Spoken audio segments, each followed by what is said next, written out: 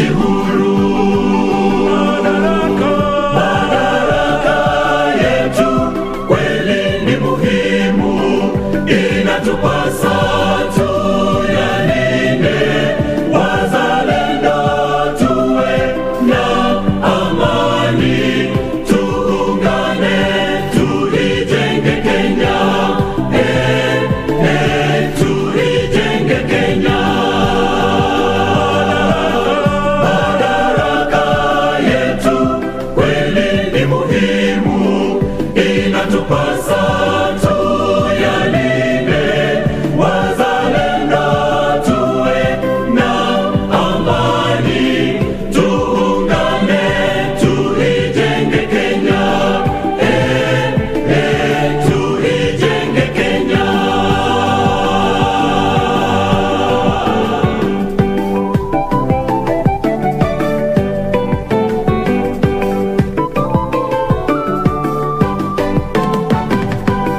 Viongozi wetu wanaendeleza uongozi bora, tunawapa heko. Viongozi wetu wanaendeleza uongozi bora, tunawapa heko. Tunawapa heko. Madaraka yetu kweli ni muhimu, inatupasa tuyalinde. Wazalendo tuwe na amani, tuungane tuijenge Kenya, tuijenge Kenya. Madaraka yetu kweli ni muhimu, inatupasa tuyalinde. Wazalendo tuwe na amani, tuungane tuijenge Kenya, tuijenge Kenya. Jukumu letu sote tuijenge Kenya, tuijenge Kenya. Madaraka yetu tuijenge Kenya, tuijenge Kenya. Viongozi wote Kenya tuijenge Kenya, tuijenge Kenya. Tulinde madaraka yetu tuijenge Kenya, tuijenge Kenya. Wazalendo wote Kenya tuijenge Kenya, tuijenge Kenya. Tulinde madaraka yetu tuijenge Kenya, tuijenge Kenya.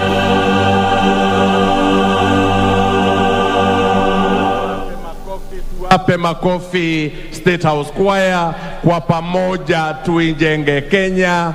Asante sana. Wataingia na wimbo wa pili, lakini kwanza wananchi wote niombe tuwapongeze na tuwakaribishe mawaziri na ujumbe kutoka Jamhuri ya Burundi. Honorable ministers from the Republic of Burundi are with us here today, and we welcome you. Statehouse Choir, Uhuru Hoye.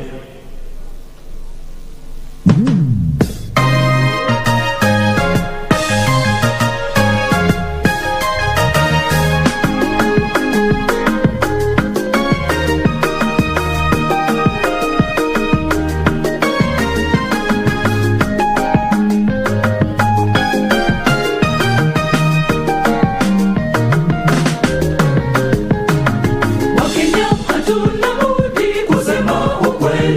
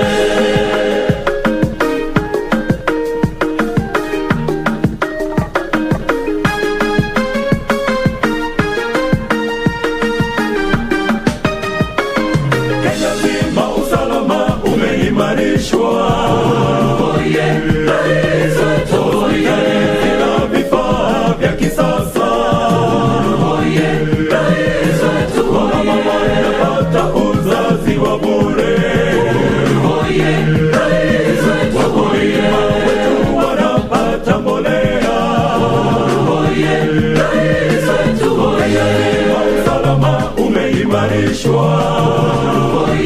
Rais wetu na vifaa vya kisasa. Rais wetu wanapata uzazi wa bure. Rais wetu wanapata mbolea. Rais wetu umeyatenda yote unayoweza.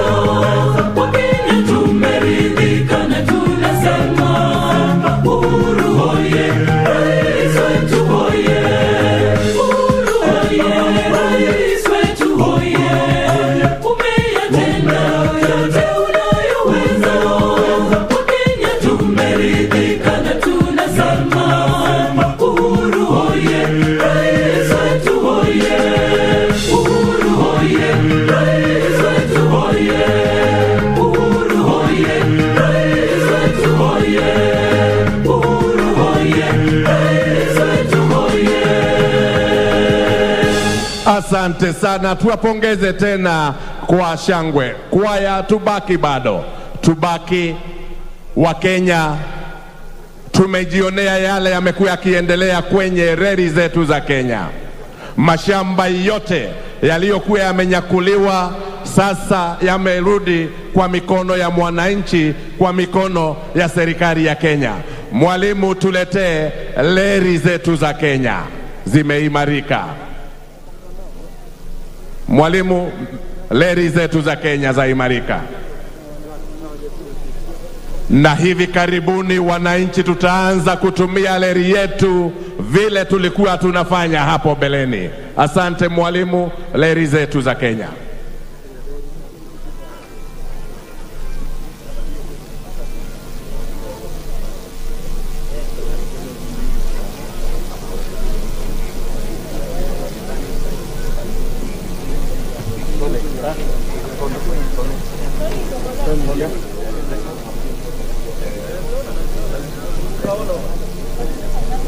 Kwaya, tuendelee kwa haraka kidogo.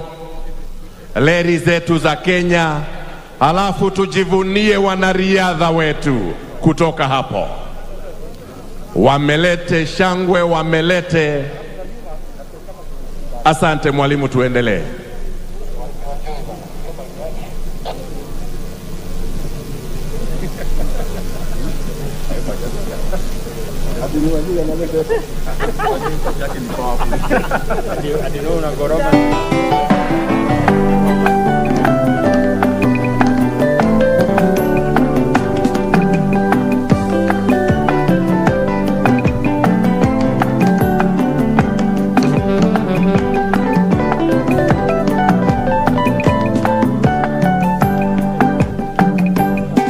Huduma za reli nchini Kenya, reli zaleta maendeleo kupitia usafirishaji.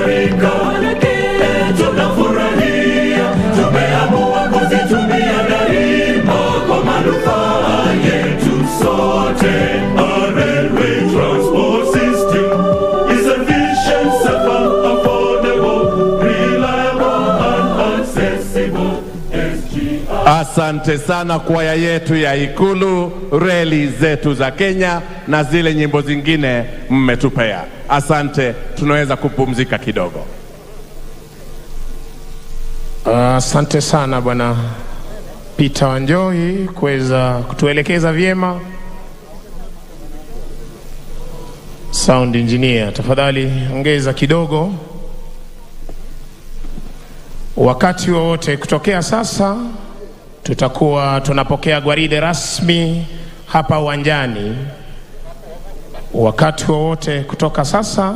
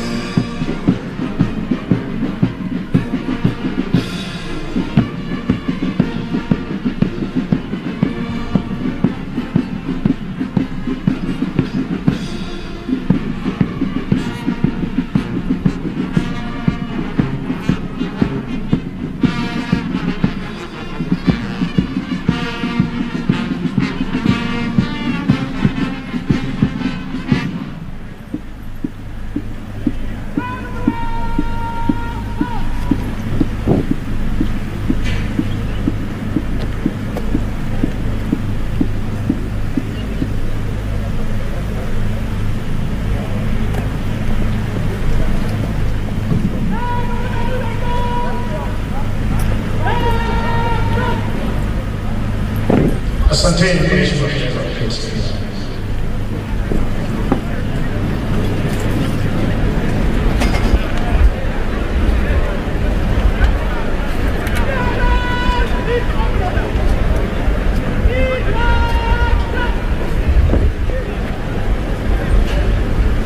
Ni wakati wa kuweza kunyosha gwaride, wakati wake wanamsawani angeochea Prime Minister.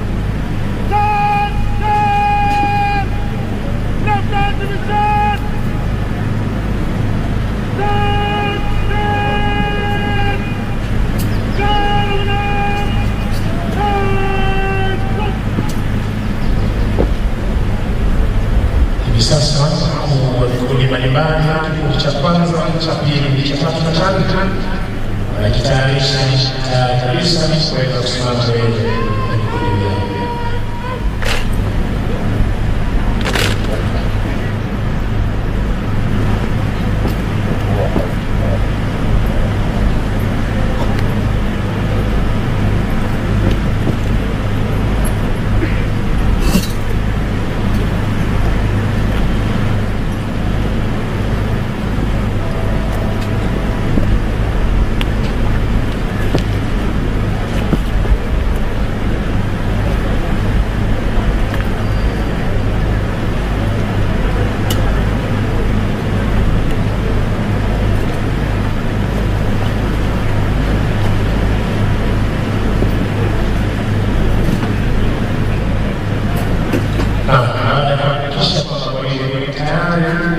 Nizamu mkuu wa gwaride hili sasa kuweza kuchukua usukani kutoka kwake parade adjutant.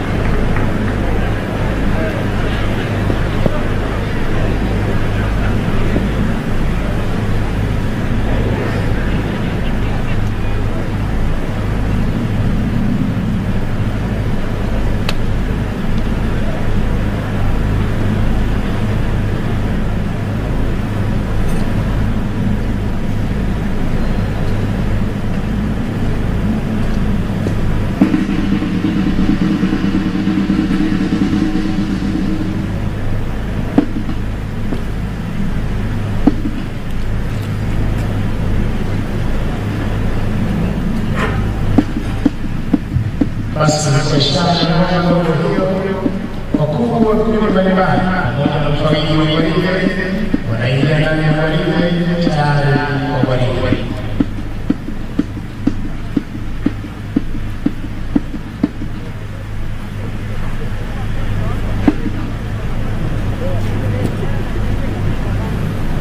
Na pia sasa kuweza kuweka sawa na mfupi. Three division! What's the formation, Dorcas? Come see! After study!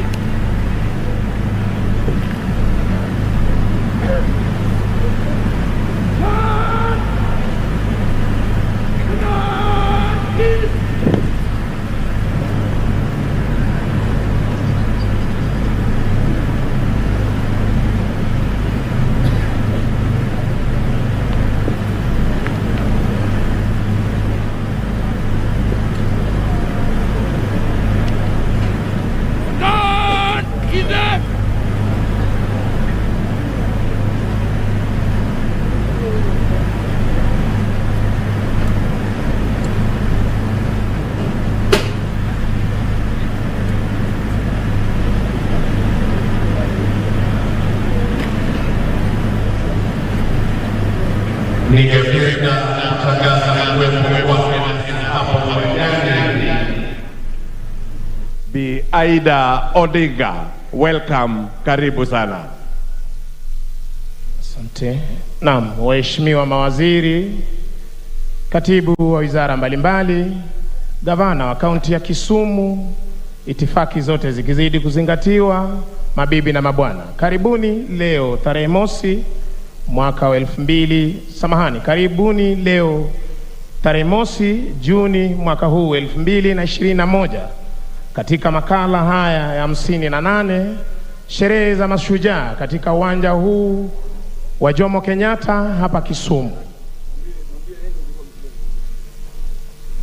Mkuu wa gwaride hii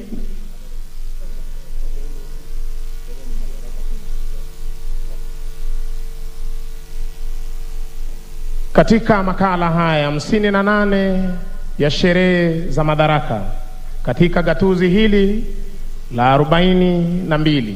Wima uwanjani ni vikosi vyetu vya majeshi ya ulinzi ya Kenya, mavazi mekundu jeshi la nchi kavu, mavazi ya samawati jeshi la wanahewa na mavazi meupe jeshi la wanamaji. Mkuu wa gwaride hii Luteni Kanali Nyamo Kasaine. Kikundi cha kwanza cha jeshi la nchi kavu kiko chini yake Major Gilbert Koech. Kikundi cha pili cha jeshi la nchi kavu kiko chini yake Captain Edwin Kipkosgei Kemboi. Kikundi cha jeshi la wanaanga kiko chini yake Major Samuel Njirimani Agufa. Na kikundi cha mwisho cha jeshi la wanamaji kiko chini yake Major Cliff Richard Apio. Parade Adjutant Captain Zephania Onyambo. Anayebeba bendera iliyofahari ya kikosi cha 7 Luteni daraja la pili Kevin Mwalo Kodieng. Parade RCM Warrant Officer 1 Henry Mchera.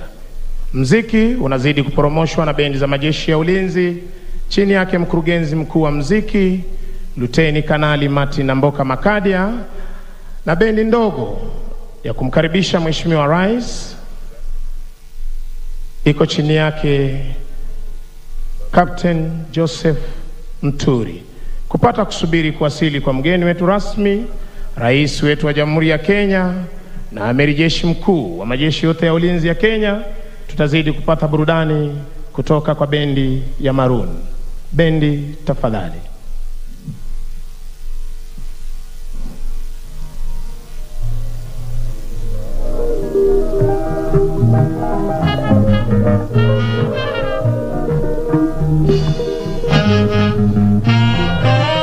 Karibu Kisumu, karibu Kisumu Kenya, baba wetu wa taifa, uongozi wako wa hekima tunamani, kiongozi mwadilifu, kiongozi wa upendo, baba wetu wa taifa, ongera, tunakupenda kiongozi wa wote, umeunganisha wa Kenya, asante, umeunganisha wa Kenya wote, asante, nia yako kuu Kenya isonge mbele, nia yako kuu ni Kenya ibadilike, wa Kenya usonge mbele pamoja, wa Kenya usonge mbele pamoja, usonge mbele kwa umoja na amani, usonge mbele pamoja, tushirikiane tushikane mikono, bendera yetu sasa, bendera yetu ya pepea, bendera yetu leo, bendera yetu ya pepea, tusimameni sote, bendera yetu ya pepea, ni siku ya furaha, bendera yetu ya pepea, ni siku ya kusherekea, bendera yetu ya pepea, ni siku ya madaraka, bendera yetu ya pepea, bendera yetu ya pepea.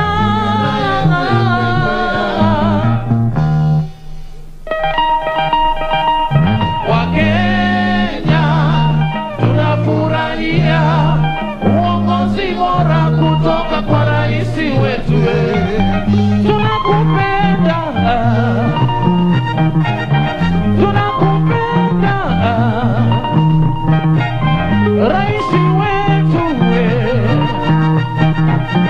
rais wetu, kwa kazi njema, kwa kazi njema, kwako heko, heko, heko, kwako heko, heko, kwa kazi njema, heko, kwa kazi poa, heko, unaunganisha Wakenya wote, heko, tiji bora baba, heko.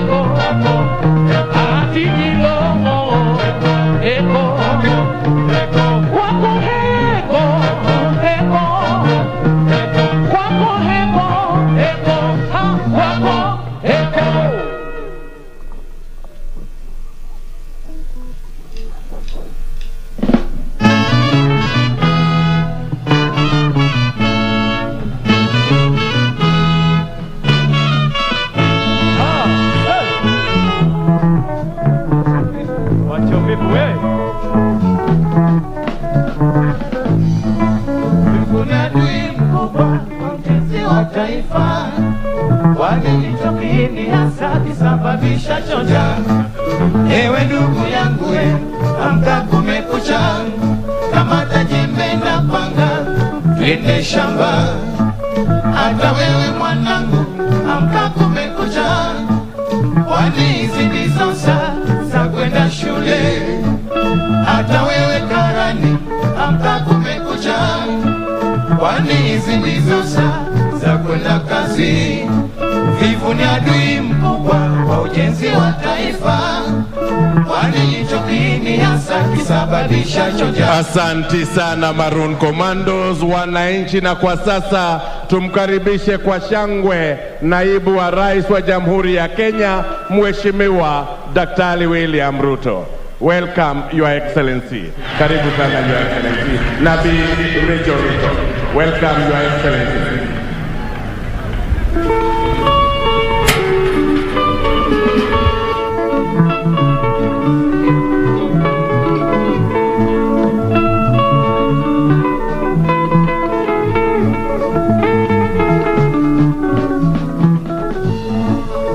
Ni adui mkubwa wa ujenzi wa taifa, kwani hicho kiini hasa kisababisha choja. Ewe ndugu yangu amka kumekucha, kamata jembe na panga twende shamba. Hata wewe mwanangu amka kumekucha, kwani hizi ndizo saa za kwenda shule. Hata wewe karani amka kumekucha, kwani hizi ndizo saa za kwenda kazi. Vivu ni adui mkubwa wa ujenzi wa taifa, kwani hicho kiini hasa kisababisha choja. Ewe ndugu yangu amka kumekucha, kamata jembe na panga twende shamba.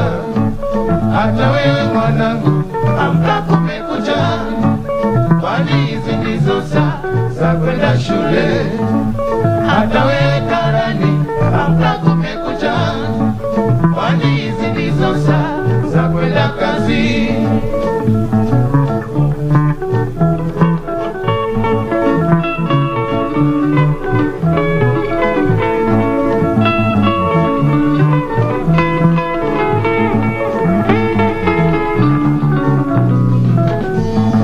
Vivu ni adui mkubwa wa ujenzi wa taifa, kwani hicho kiini hasa kisababisha choja. Ewe ndugu yangu amka kumekucha, kamata jembe na panga twende shamba. Hata wewe mwanangu amka kumekucha, kwani hizi ndizo saa za kwenda shule. Hata wewe karani amka kumekucha, kwani hizi ndizo saa za kwenda kazi. Uvivu ni adui na ujenzi wa taifa, ujiepushe na uvivu tujenge taifa. Ndugu yangu kumekucha, amka wende shamba. Ujiepushe na uvivu tujenge taifa. Mwanangu kumekucha, amka wende shule. Elimu ndiyo msingi wa maendeleo. Karani kumekucha, amka wende kazi. Ujiepushe na uvivu tujenge taifa. Uvivu ni adui na ujenzi wa taifa, ujiepushe na uvivu tujenge taifa. Ndugu yangu kumekucha, amka wende shamba. Ujiepushe na uvivu tujenge taifa. Mwanangu kumekucha, amka wende shule. Elimu ndiyo msingi wa maendeleo. Karani kumekucha,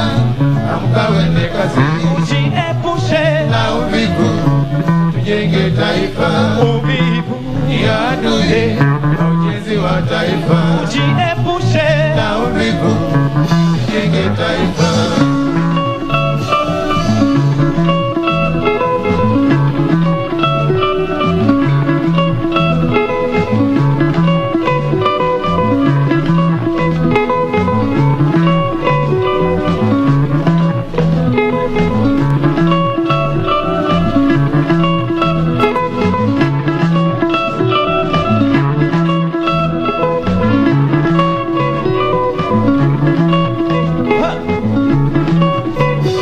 Wacha uvivu,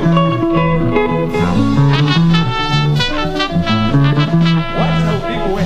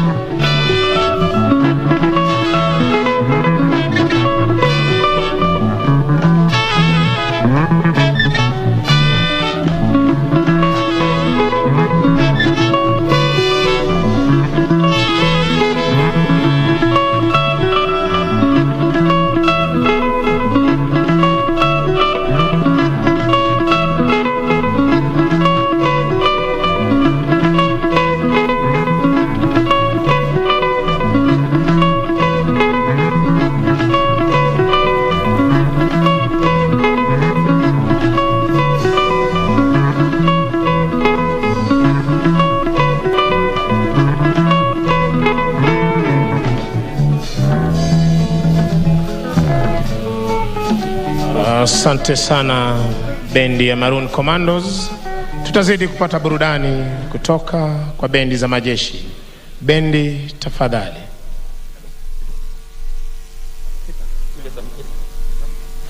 Na tumkaribishe kwa shangwe sasa aliyekuwa waziri mkuu Mheshimiwa Raila Odinga.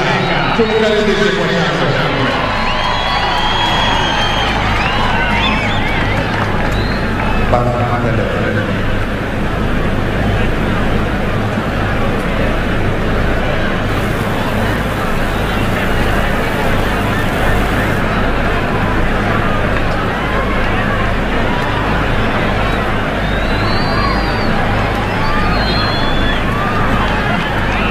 Bendi za majeshi tafadhali, tupate burudani.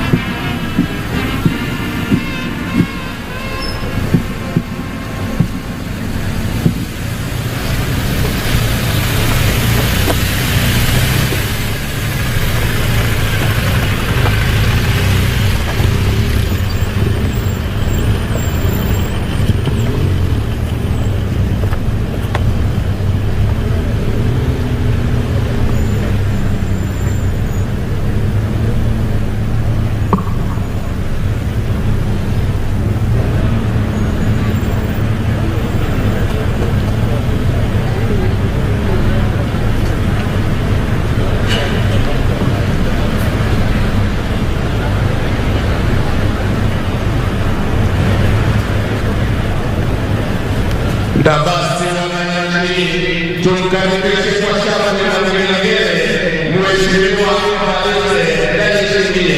Rais wa Jamhuri ya Burundi na Bi Ndayishimiye. Welcome, Your Excellency. Welcome to Kisumu. Karibuni sana.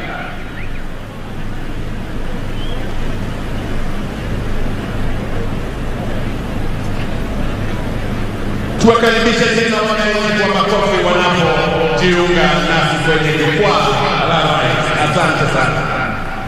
Bendi, we continue. Maroon tafadhali, mzidi kutupa burudani. Maroon, Commandos.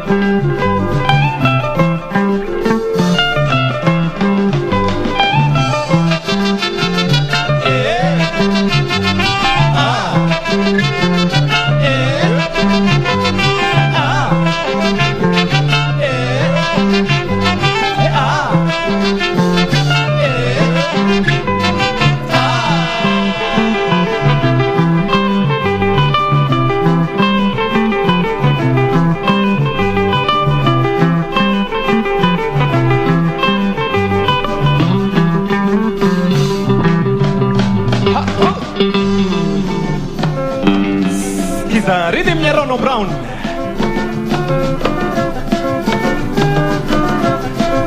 Maroon Commanders.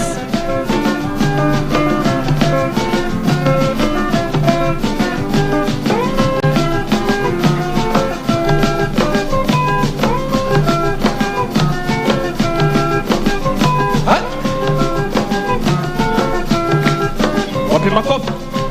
Makofi mawili tu. Twende wote. Kilo tu. Asante Maroon.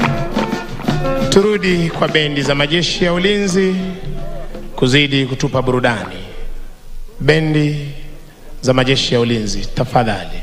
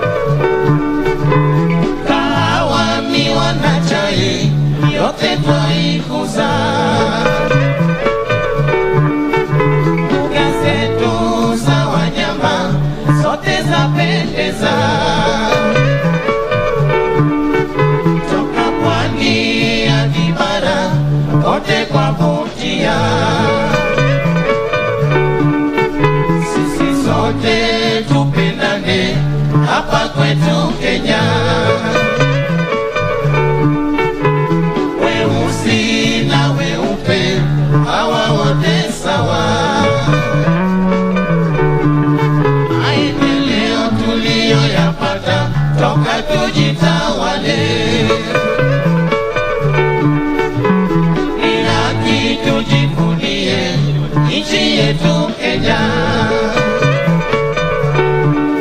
Nimekubali kuilinda nchi yangu Kenya. Mchana na usiku sitarudi nyuma. Nimekubali kuilinda nchi yangu Kenya. Mchana na usiku sitarudi nyuma.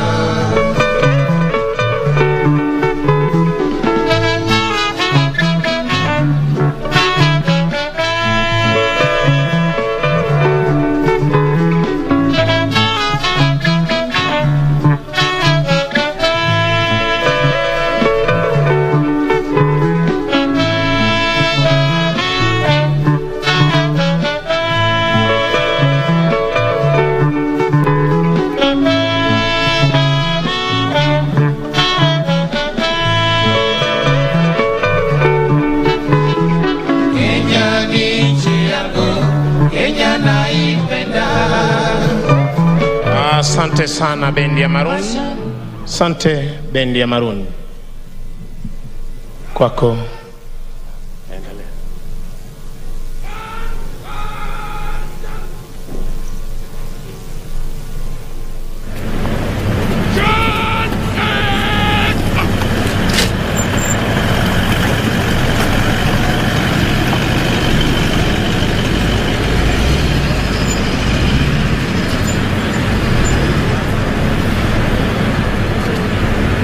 Na tunakaribisha kwa shangwe na vigelegele mama wa taifa Kenya. Tunakaribisha kwa shangwe kwa taifa anapoungana nasi hapa uwanjani. Karibu sana. Asante sana Bwana Peter Mandeo. Kuzidi kukumbusha wananchi tutaweza kuongozwa na kuimba wimbo wetu wa taifa, hali kadhalika wimbo wa Jumuiya ya Afrika Mashariki ambao pia tutaweza kuchezwa ili majeshi yote. Wakati wote sasa tutakuwa tunapokea mgeni rasmi, Rais wetu wa Jamhuri ya Kenya, Jeshi Kuu, majeshi yote ya Kenya.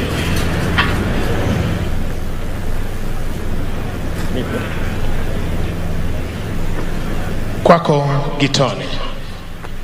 Naomba sote sasa, mabibi na mabwana, tusimame ili tuweze kumkaribisha Mheshimiwa Uhuru Kenyatta, Rais wa Jamhuri ya Kenya na Amiri Jeshi Mkuu katika sherehe yetu ya leo katika uga wetu wa kimataifa wa Jomo Kenyatta hapa Kisumu.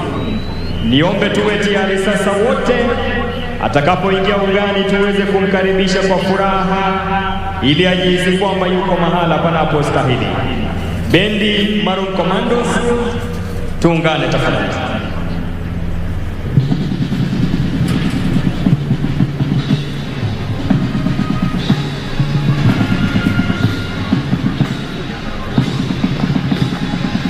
Kukula.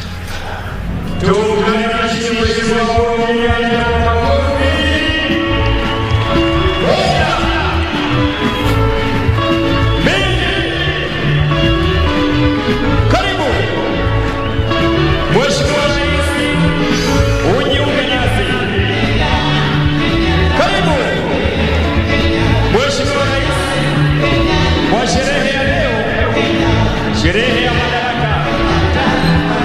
Karibu. Moja. Peperusha bendera. Moja. Mbili. Karibu. Mheshimiwa Rais, uga wetu wa kimataifa Jomo Kenyatta hapa Kisumu.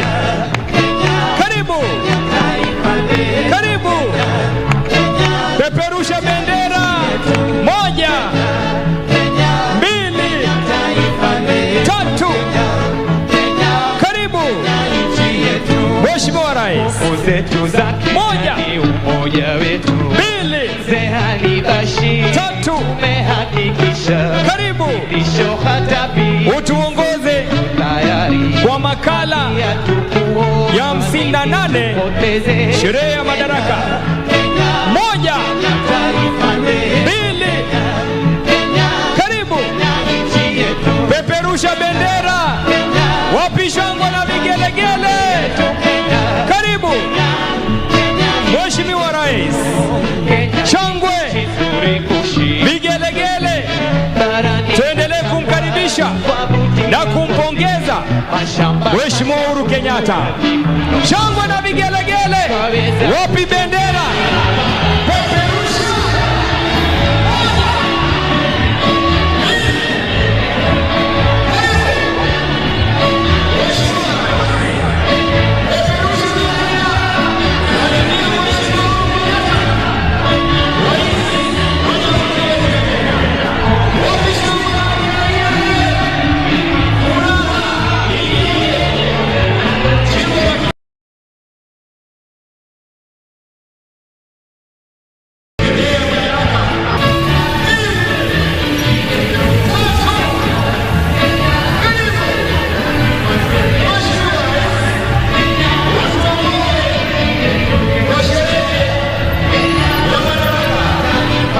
Wapi shangwe uwanja mzima, peperusha bendera uwanja mzima.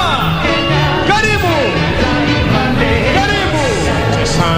Asante Maroon Commandos. Asante Maroon Commandos, asante sana Gitone. Tutabaki tukiwa tumesimama kwa ajili ya wimbo wa taifa na wimbo wa Jumuiya ya Afrika Mashariki. Na tuungane sote kwa pamoja kuweza kuimba wimbo wa taifa, hali kadhalika wa Jumuiya ya Afrika Mashariki.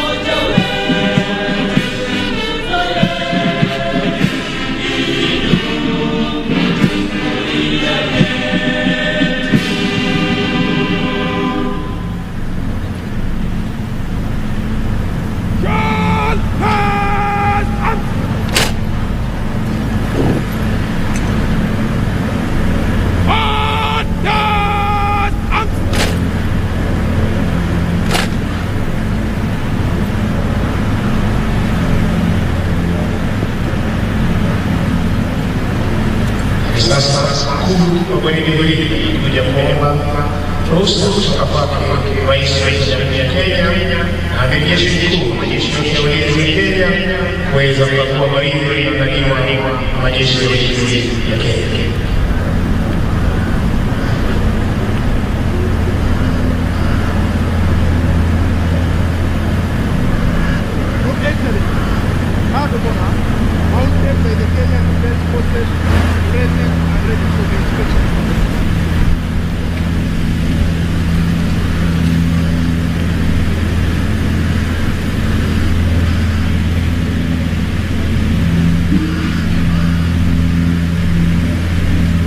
Asante.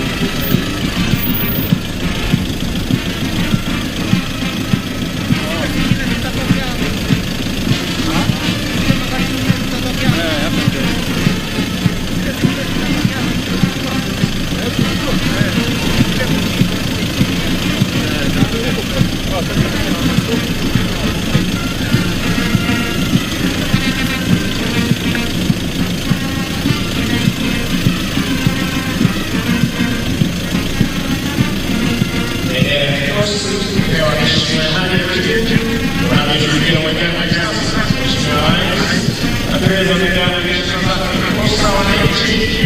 Tunazidi kukumbusha kila wakati unapokutana na bendera hii ya kikosi kuweza kuisha na kugawania sare za serikali kuweza kupiga vita.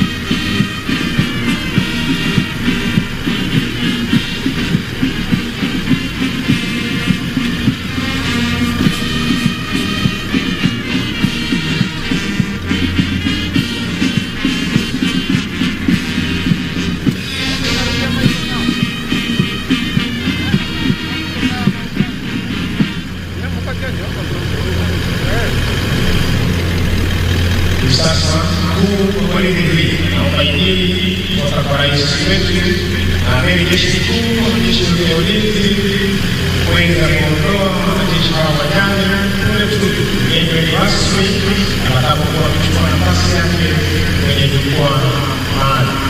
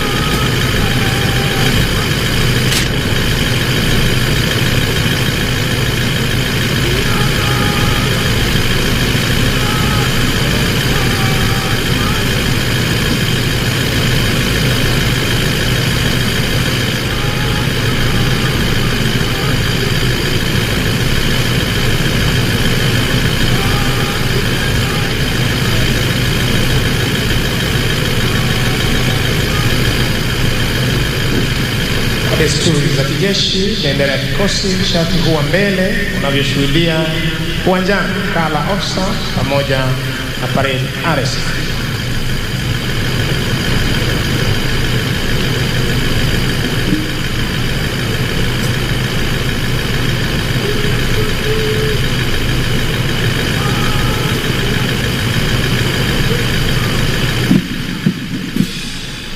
Basi Mheshimiwa Rais, kwa amri hiyo waliopewa wanajeshi hawa by the electric march, wanajeshi hawa wanaondoka hivi sasa uwanjani kupata kujiunga na wenzao kuzidi kuhakikisha kwamba mipaka yetu iko salama, anga letu liko salama, na fuo za bahari zetu ziko salama.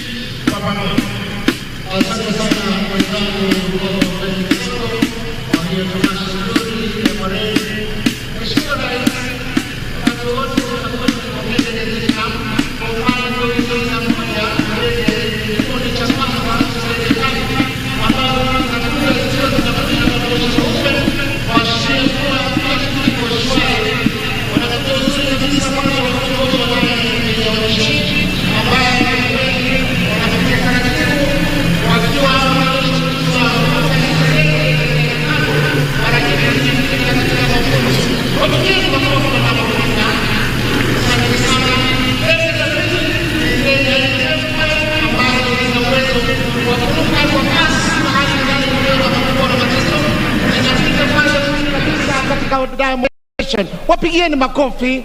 Hawa ni vijana wetu hapa nyumbani, hakuna mgeni hata mmoja. Kumbuka hizi ndege kwa kweli zina uwezo mkubwa wa kuweza kuruka kwa kubeba makombora mazito, na yanaweza kupiga na kurudi nyuma zikiwa kitumia mwendo wa kasi kabisa. Mheshimiwa Rais, ndege ya tatu ambayo inakuja ni ndege aina ya Tiara, aina ya Puma. Inakuja uzuri kabisa ikiwa imebeba bango kubwa kabisa bango ambalo linasema God bless Kenya. Wapigieni makofi hawa marubani. Mheshimiwa Rais, jambo la kufurahisha ni kwamba marubani wa ndege hii ni akina dada, Captain ambaye ni Captain Orina na Captain Mutua. Wapigieni makofi wanapopita hapo mbele ya jukwaa ya rais, wakiwa wamebeba bango ambalo lina ombi nzuri kabisa, Mwenyezi Mungu aweze kuibariki Kenya.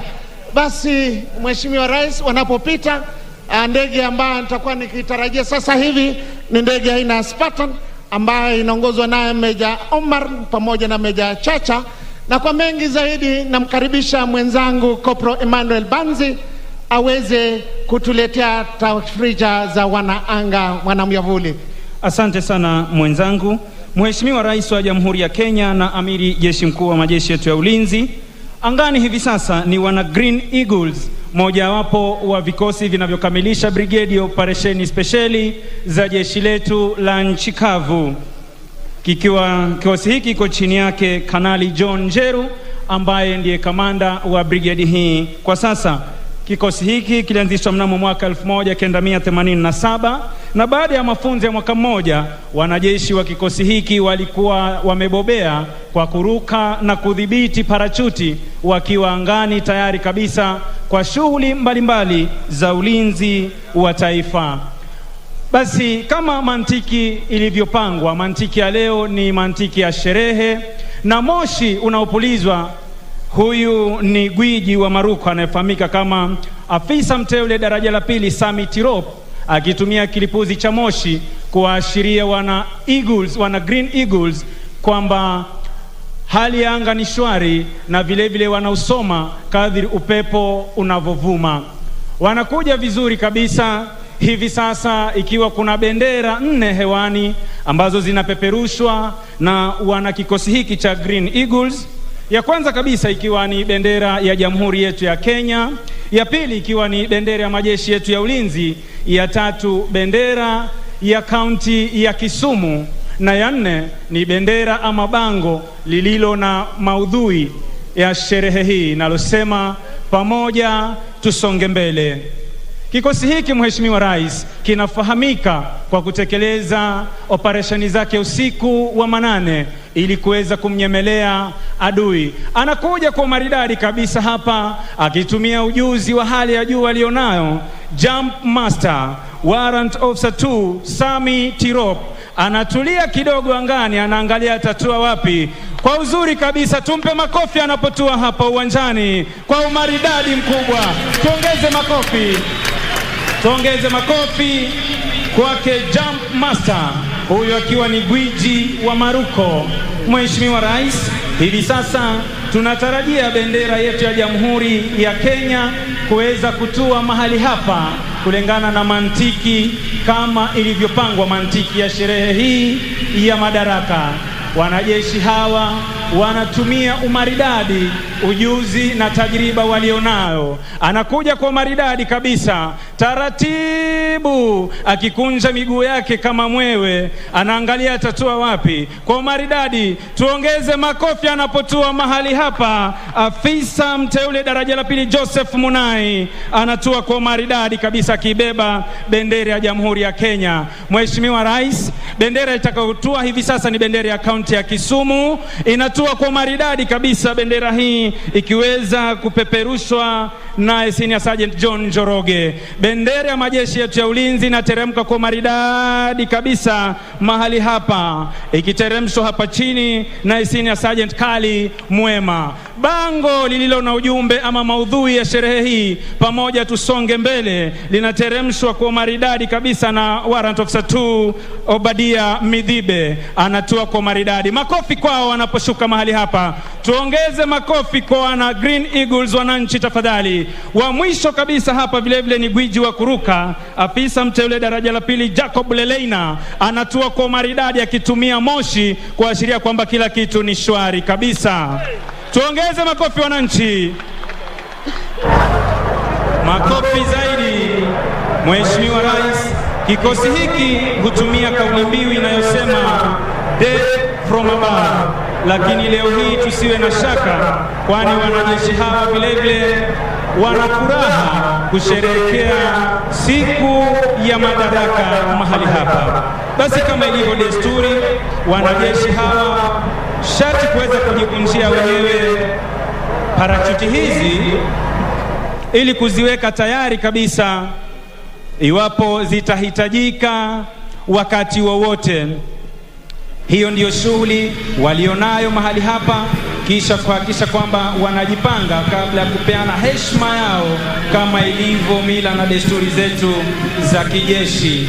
Basi hapa wanaendelea na shughuli yao kama nilivyokuwa nimesema hapo awali kwamba mazoezi mara nyingi ya shughuli hii ama operesheni hizi hufanyika usiku wa manane ili kuweza kumnyemelea adui ambaye mara nyingi huwa amelala, na sitarajie kwamba anaweza kuwa ananyemelewa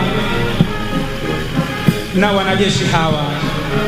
Basi hivi sasa wanazikunja parachuti zao ili kuhakikisha kwamba wanaziweka tayari iwapo zitahitajika kwa dharura. Basi wanajipanga hivi sasa ili kuweza kupeana heshima yao ilivyo kwenye desturi zetu za kijeshi. Mheshimiwa Rais, mafunzo haya ya wanajeshi hawa na Green Eagles yanafanyika hapa nchini Kenya kwenye shule inayofahamika kama Special Operation Training School.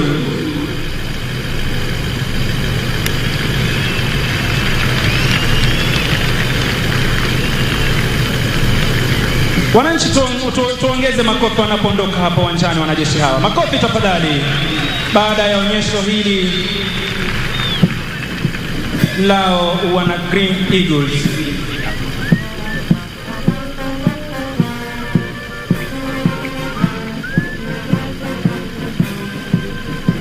Basi kama kawaida, Drop Zone Safety Officer afisa mteule daraja la kwanza Hilary Chitira Osore ambaye pia ndiye RSM shule ya mafunzo haya ya wana miavuli, anahakikisha kwamba kila kitu ni shwari kabisa. Basi kama ilivyo desturi, wanajeshi mambo yao mara nyingi huwa ni sawasawa, wanatembea sawasawa, wanavalia sawa na wanapigana vita vile vile kisawasawa. Tuwape makofi wananchi wanajeshi wanapoondoka mahali hapa. Makofi na vigelegele. Tuongeze vigelegele tafadhali. Asanteni. Basi Mheshimiwa Rais wakiondoka hapo uwanjani, wana Green Eagles wakiongozwa na aliyekuwa wa kwanza kabisa kutoa mahali hapa, afisa mteule daraja la pili Sami Tiro. Asanteni. Mheshimiwa Rais, hivi sasa nitarudisha kwake mwenzangu Ben Misango aweze kuendelea. Mheshimiwa Rais, na huo ndio utakuwa mwisho wa tamasha zetu za kijeshi kwa pamoja. Ningependa kuwashukuru flag staff wetu, Major Douglas Gitonga Mturi, Major Ismail Olwal, Warrant Officer 1 Elijah Koranga akiwa Defense Forces Sergeant Major, Warrant Officer 1 Amu Said Abdalla, Kenya Army Sergeant Major, Warrant Officer 1 Dennis Talengo na Munyu, bila kumsahau Warrant Officer 1 Bwana Omar Haji akiwa Kenya Navy Sergeant Major, pamoja na wenzangu hapa afisa mteule daraja la pili Achanga Koprobanzi. Ni mimi wenu Misango Mbae nikiwarejesha moja kwa moja hadi kwake Presidential Press Service Bwana Moses Wafula.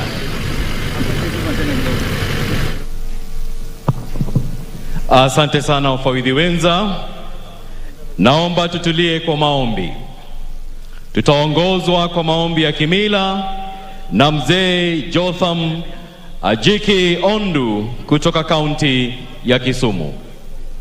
Walam Nyasachira Mogajuang Nyasachingwe ugi warom hini obongo nyakalaga Nyasai moklokre hachungi nyimi kalami gwedhie pinywa mar Kenya gijomodakie iye haja nengari wadi ukitaka kuongea ndio wadi Kermar Kenya Moluor Gilala Migoso Uhuru Kenyatta gijogo duto makonyo rito piny gwedho uru ongo wangariek sipolidho chieng' jamondo kune bwanga ka chieng' wuok ugwe owuok ne maber ka chieng' podho imbo opodh ne maber alami ne madaraka makawuono odiochiengni remb jo Kenya no ochwe koula mon gi chuo noyiecho lepgi ni mondo wayud gimo kaka wayudo loch maber miwa kwe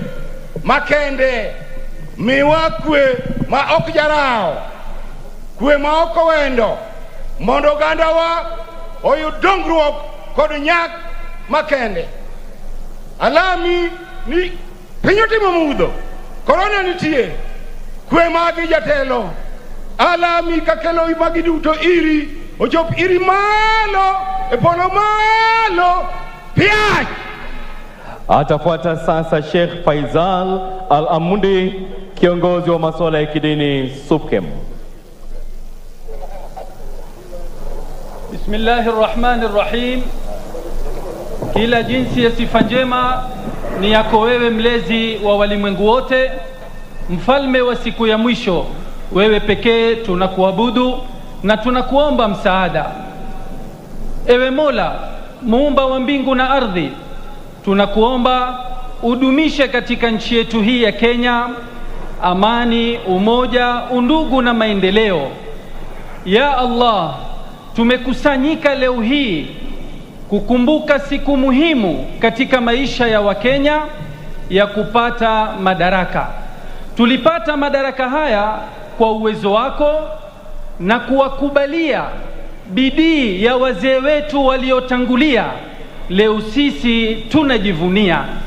Tunashukuru kwa hilo na tunazidi kukuomba umjalie na kumuafikia kiongozi wetu mheshimiwa Rais Uhuru Kenyatta pamoja na viongozi wote waweze kutumia madaraka haya kuzidi kuinua hadhi ya nchi na maisha ya wananchi. Ewe Allah, tunazidi kusumbuka na janga la korona katika afya zetu, katika uchumi wetu, hata kupoteza wapenzi wetu. Tunakuomba utuondolee janga hili kwa haraka, tuweze kurudi katika maisha yetu mazuri. Ya Allah, tunakukosea, tunakuasi, tunaomba msamaha kwako na utuongoze njia ya wale uliowaneemesha. Ya Allah, mwisho kabisa namtakia rehma na amani mtumishi wako wa mwisho, naye ni Muhammad, pamoja na manabii wote. Amin wa shukran. Atakayetufungia kipindi cha maombi ni Askofu Mkuu Winnie Owiti of Voice of Salvation and Healing International. Na tuombe. Baba Mwenyezi Mungu, tunakushukuru sana siku ya leo. Umetukusanya hapa kutoka tabaka mbalimbali kwa sababu ya sherehe ya madaraka. Tunakushukuru kwa nchi yetu ya Kenya, taifa lenye makabila mbalimbali. Utofauti wetu Mwenyezi Mungu ndio nguvu yetu. Ubariki nchi yetu ya Kenya tunaposherehekea madaraka yetu.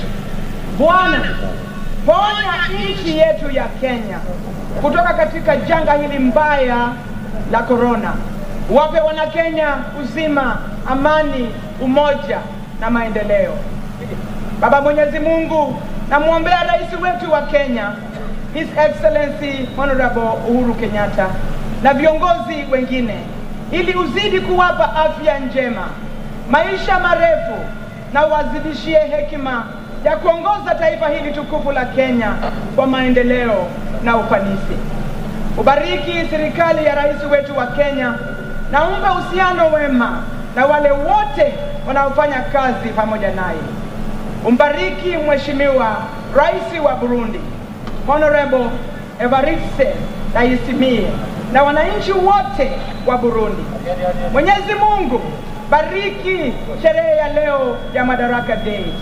Tunapokumbuka siku ambayo tulijitawala kama wana wa Kenya kutoka katika unyanyasaji wa ukoloni. Sasa tuko huru, tunajitawala. Asante sana Mwenyezi Mungu. Bariki Kenya, bariki viongozi wetu wote, na ubariki sherehe ya leo katika jina la Baba na la Mwana na la Roho Takatifu tunaomba. Amen.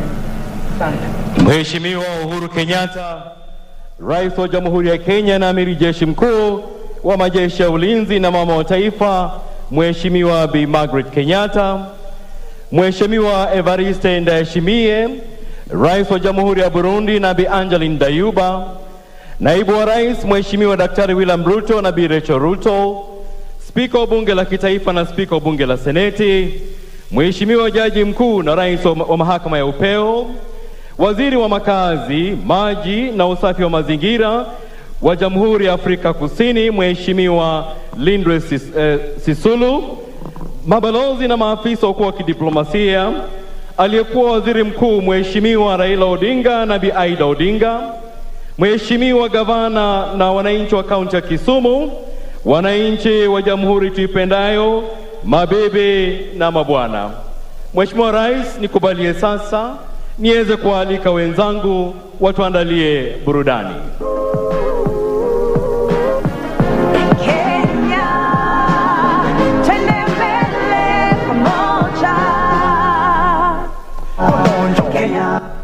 Welcome, welcome, welcome, Your Excellency, ladies and gentlemen, Kenyans from all over Kenya and the world watching us right now on the World Wide Web. Your Excellency, the writer said that we do not sit and eat because we don't have food in our houses.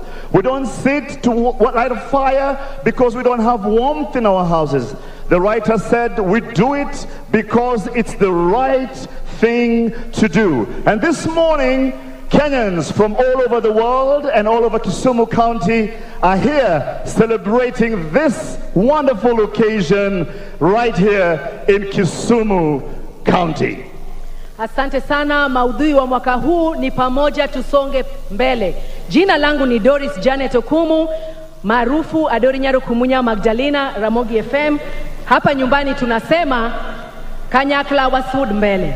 Well, for those of you who don't understand that language which will be spoken in heaven, all she meant was together we move forward.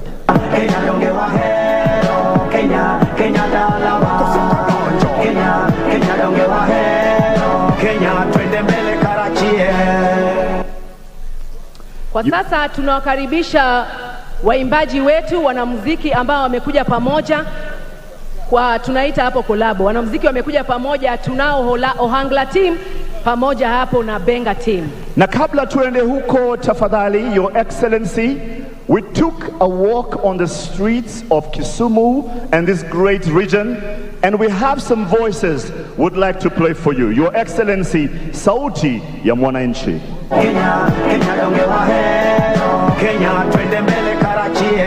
Na sasa sauti ya mwananchi. Sasa sauti ya mwananchi. Mimi nikiwa hapa niko na furaha sana kwa huyu mheshimiwa wetu Rais Uhuru Kenyatta. Penye hii maji ilikuwa imefika nilikuwa nateseka sana. Niko na maji safi kwa boma. Nashukuru sana Rais Uhuru Kenyatta kuniletea stima ya last mile. Sikuwa na uwezo ya stima, nimeshatamani sana nipate stima. Kusema kweli Rais, umetujali sana sisi watu hapa chini, umetuinua, umetusaidia sana, tunashukuru sana.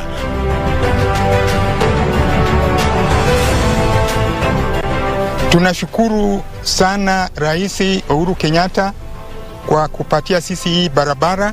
Zamani ilikuwa mbaya, hata kupita ni ngumu. Mvua ikipata we huko uwezi kuja. Maji iko, matope iko, kutembea ni ngumu. Na huko na mtoto kwa mgongo, unaenda hospitali Alwaruko, kurudi ni usiku. Mimi nashukuru Rais kabisa, wewe ni mtu mzuri. Ulituahidi, tumeona, na saa hii hatuna mambo mengi upande wa kazi yetu. Kazi yetu imekuwa rahisi, tumekupenda kabisa, hata tunaomba tena urudi siku ingine kama vile ulikuja jana.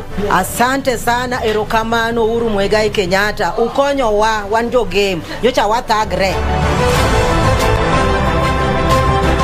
Nafurahia sana kurudi kwa shirika la reli. Zamani tulikuwa tunatumia hii reli na wakati ilipotea tumeumia sana. Kama reli itaanza kazi, sisi kama wamama biashara tutapata nafasi ya kwanza. Nasema ni asante, erokamano rais, erokamano pamoja na ndugu yako. I don't recall when a new stadium was built in Kisumu. I cannot even recall, because since I was born, we've just had one. And now this one, we've seen it from the conception, which means it is something which is going to help me as a sport guy and my children and the generation to come. Kitambo watu hawakuwa wanasikizana vizuri. Ukiona mwenzako, saa ingine uko na chuki na yeye. Sana sana ukabila ilikuwa hapa nchini Kenya kabisa. Lakini sasa namshukuru kabisa kuleta hii handshake. Umetuletea amani na hiyo tunataka. Erokamano wa Kisumu.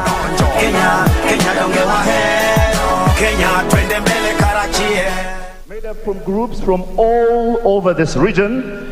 And we have the Dodo dance, which was performed by women in happy ceremony. And we shall also have the Ramogi dancers, who shall perform a special dance, which was done only by men, and especially during the Teroburu ceremony. Pia tunao wanaohangla hapa ambao wamejitayarisha sana kutuburudisha siku ya leo, na pia tunao benga ambao watatuimbia hapo wimbo za uzalendo siku ya leo. Asanteni sana, twasema pamoja tusonge mbele.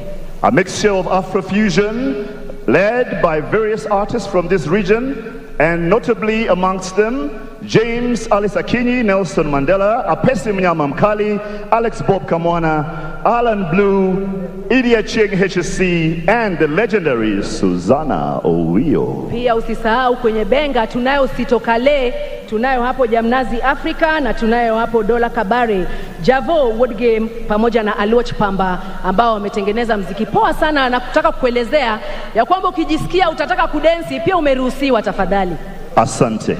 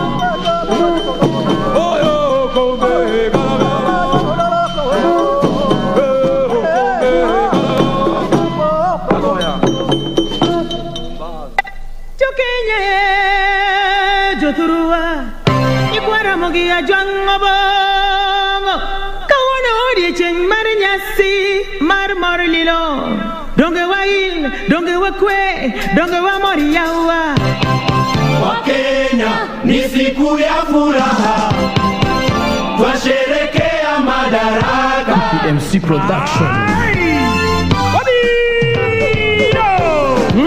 warwako Kisumu dala madaraka chopo jo Kenya nigelo tusonge mbele tujumuike pamoja kwa usawa tujenge taifa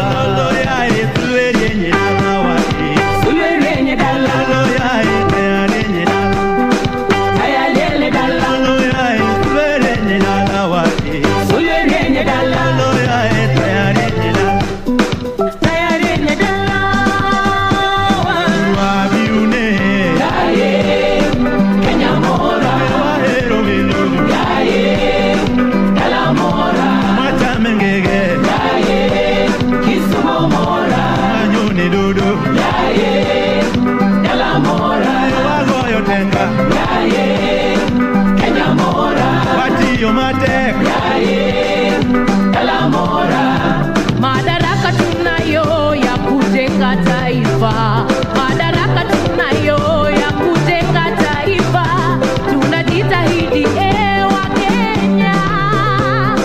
Ongeki maber, mabiro mayot, watima na kinda, wager Kenya wani, watima na kinda, wager Kenya wani.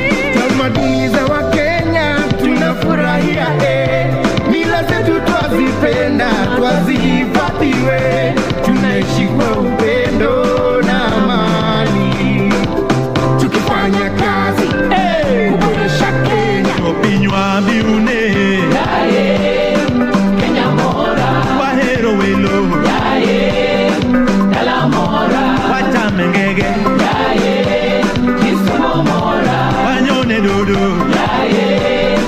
dala mora wagoyo tenga Kenya mora watiyo mate dala mora tunapochapa kazi mashambani mwetu tunapochapa kazi viwandani mwetu hata wakati wa janga taifa bado tutasimama hata wakati wa janga taifa bado tutasimama tutasimama tutasimama Otende wakete Kenya chunywa wane mwanigi uwezo mkubwa wagere wakonyre wamakre Doturu wa birune Kenya mora Nyangala gomi wa Kenya wani Watinguru Kenya malo Maisawa Kisumu mora La mora Kenya mora Wadagi hera Wari ure paro Makelo kwe Aendeleo Kenya wa Twasonga mbele Doturu wa birune Kenya mora wahero welo dala mora watamengege Kisumu mora wanyone dudu dala mora wagoyo tenga Kenya mora watiyo mate dala mora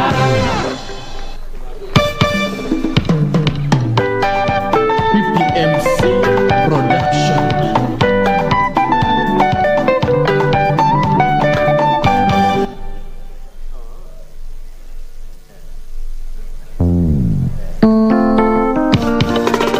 PPMC Production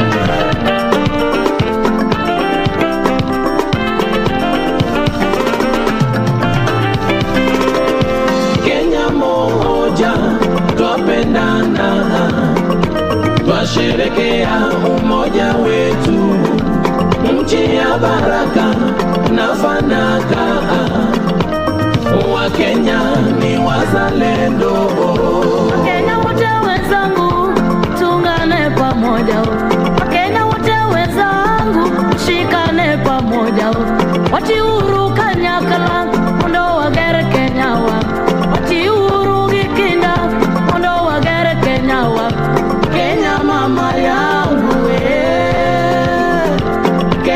mama yetu. Kenya piny mabeno nyulo jotugo madongo dongo ya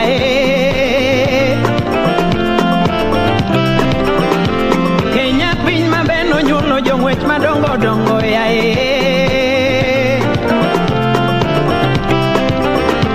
Kenya piny mabeno nyulo jadhula madongo dongo ya Kipchoge Keino wuod Kenya mano jathurwaka. Joka Denge wuod Kenya mano jathurwaka. Injera Collins wuod Kenya mano jathurwaka. Najivunia kuzaliwa Kenya. Wakenya wote tuamuke tujenge uchumi yetu.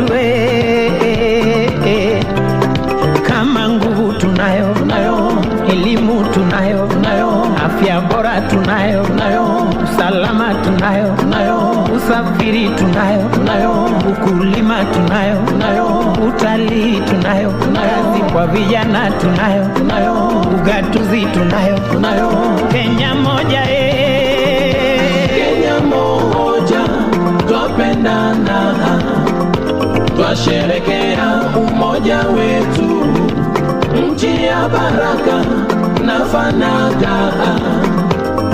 Wakenya ni wazalendo. Chunguru malo mondo wager Kenya, akweda mag dhoudi kik mondo pogwa. Chunguru malo wadhi kanyakla, yawa josiasa kik mondo pogwa. Tungane zote tupige adui, chuki na fitina tuweke mbali, tuwe kitu kimoja wana Kenya. Ani Kenya berneno kubiune, Nairobi kao namba kubiune, Nia Mombasa berneno kubiune, kata Kisumu berneno kubiune. Kenya namba moja, Kenya yapendeza. Watu wa Mombasa Kenya yapendeza. Watu wa Nairobi Kenya yapendeza. Watu wa Kisumu Kenya yapendeza. Kenya nchi ya watu wote, Kenya moja, Afrika pembe zote duniani. Kenya moja, mbuga zetu za wanyama zavutia. Kenya moja, sekta ya utalii sifa kubwa kwetu. Kenya moja, wageni wote wamekaribishwa. Kenya moja, Kenya nchi ya upendo. Kenya moja, Kenya nchi ya maendeleo. Kenya moja, Kenya nchi ya amani. Kenya moja, Kenya fahari kubwa kwetu. Ulolore oyamona wachegogana wano malo maze wano malo kwa masomo wano malo se wano malo bewana wano malo asili mali wano malo kina mama wano malo. Rais wetu mpendwa ongera, rais wetu mpendwa ongera, Wakenya wote ongera, Wakenya wote ongera, viongozi wote ongera, viongozi wote ongera, wamama wote Kenya ongera, wamama wote Kenya ongera, wababa wote Kenya ongera. sikukuu ya Madaraka Twasherekea, sikukuu ya Madaraka twafurahia, sikukuu ya Madaraka leo twashangilia. sikukuu ya Madaraka leo. Kenya moja, twapendana, twasherekea umoja wetu, nchi ya baraka na fanaka. Wakenya ni wazalendo.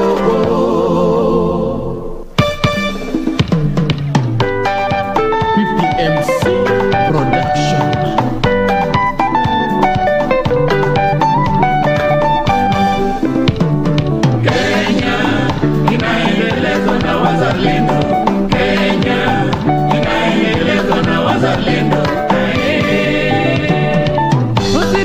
kora chako kan gimora wero rais jatelo tich neni chako kapodi tin tinga mariek itiyo matek tinga mang'won ikonyo jo Kenya ikelo amani iriwo jo Kenya madaraka wayiego jo Kenya wacho niya Uhuru tosa Uhuru ini rais Uhuru ini rais Kenyatta ini kiongozi Kenyatta ini kiongozi mochweyo Kenya inaendelezwa na wazalendo Kenya inaendelezwa na wazalendo Rais Uhuru ker mar Kenya Uhuru ker mar Kenya Uhuru Kenyatta sirikal tiyo kod maendeleo wan go jo Kenya SGR donjo Kisumu dala KP eto mianeno yidhi kod meli Kisumu bypass wan go Kachok flyover wan go Kondele moro bende wan go Bandani barabara safi sechadek wan Nairobi bore Kenya inaendelezwa na wazalendo Kenya inaendelezwa na wazalendo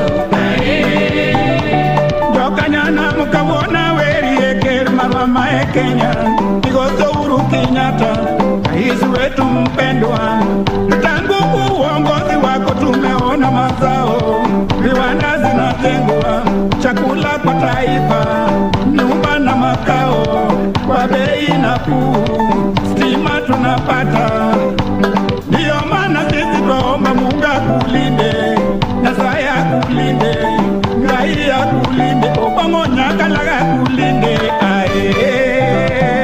Kenya inaendelezwa na wazalendo Kenya inaendelezwa na wazalendo Nyakalaga yikwedhe Kenya mangima Oganda mae Kenya wante wadoko joka ng'ato Kar kelo tulo we wamed gero thurwaka Jokabila duto wanowete koda nyimine To nyithindwa be wateru somo gi kinda Donge magi e jotelo mabiro tayo piny bang'e Omiyo kuom mano Kenya duto fwayo rengo Ranyisi makende mar kwe piny mangima To dongi Kenya inaendelezwa na wazalendo Kenya inaendelezwa na wazalendo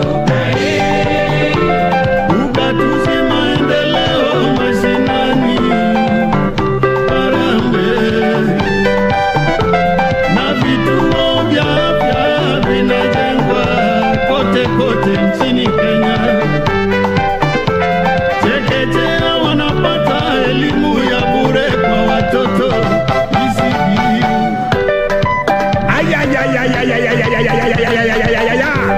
President wetu mpendwa, tunakupenda sana. Unafanya kazi nzuri kujenga taifa letu la Kenya.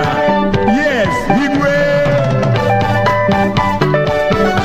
Malo malo malo malo malo malo. Malo malo Kenya yetu malo malo. Walimu malo, madaktari malo, wanamuziki malo, wakulima malo, wanajeshi malo, mapolisi wetu malo, malo malo Kenya yetu malo malo malo. Wapi makofi yao? Wapi makofi? Wapi makofi? Asanteni sana, asanteni sana. Mimi naitwa Mzee Jalas mwenyewe na kushukuru sana Mheshimiwa Rais, tusonge mbele pamoja. Na kwa kuwa pamoja tumetembelewa na wageni kutoka Burundi, wanaitwa Burundi Drummers. Hawa wameletwa kwa pamoja na rais wa Burundi mwenyewe ili waje watutumbuize hapa nyumbani. Tunakaribisha Burundi Drummers. Karibuni Machegni Uru Kisumu.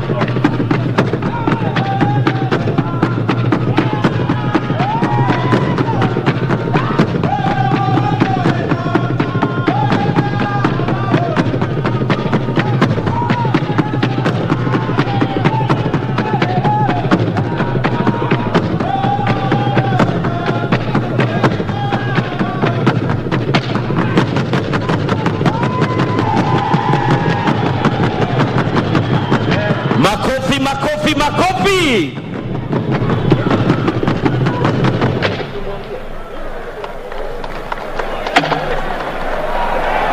Wapi makofi yake? Wapi makofi?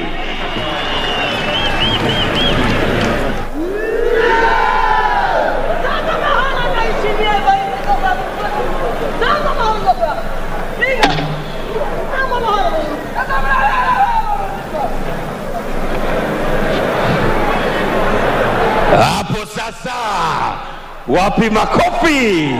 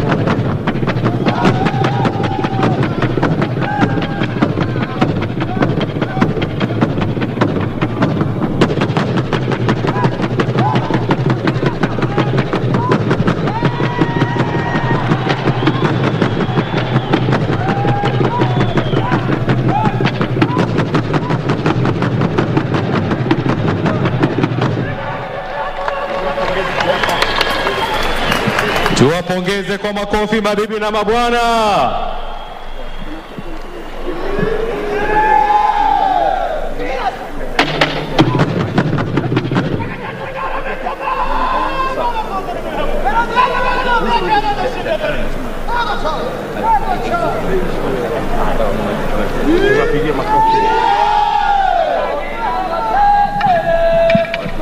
Wapigeni makofi wanapoondoka mabibi na mabwana. Tuwapongeze kwa makofi jamani. Asante. Asante sana. Na nimpongeze Rais wa Jamhuri ya Burundi kutuletea burudani vile vile. Asante sana. Asante. Asante. Makofi kwao jamani. Makofi. Asante. Asante. Hongera. Asante sana. Haya, tuwapongeze kwa makofi wanapoondoka sasa. Polepole sasa waweze kuondoka. Asante sana. Asante Burundi dancers.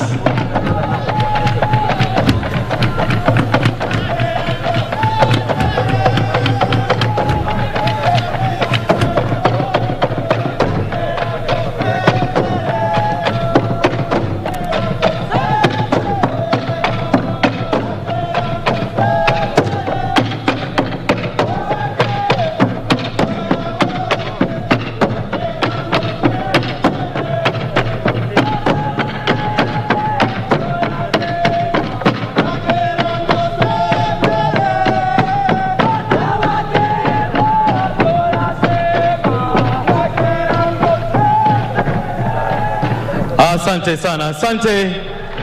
Asante. Naomba kwa heshima tuwapongeze wasanii wote waliotuletea burudani la siku ya leo kwa makofi jamani. Vile vile niweze kupongeza wafawidhi wenza Big Ted, Jalango na Dori Nyar Okumu kwa kazi nzuri. Kwa heshima kuu na unyenyekevu, Mheshimiwa Rais, naomba niruhusu nimwalike gavana wa kaunti ya Kisumu, Mheshimiwa Profesa Anyang' Nyong' atukaribishe kirasmi kwa ufupi. Asante Mheshimiwa Rais.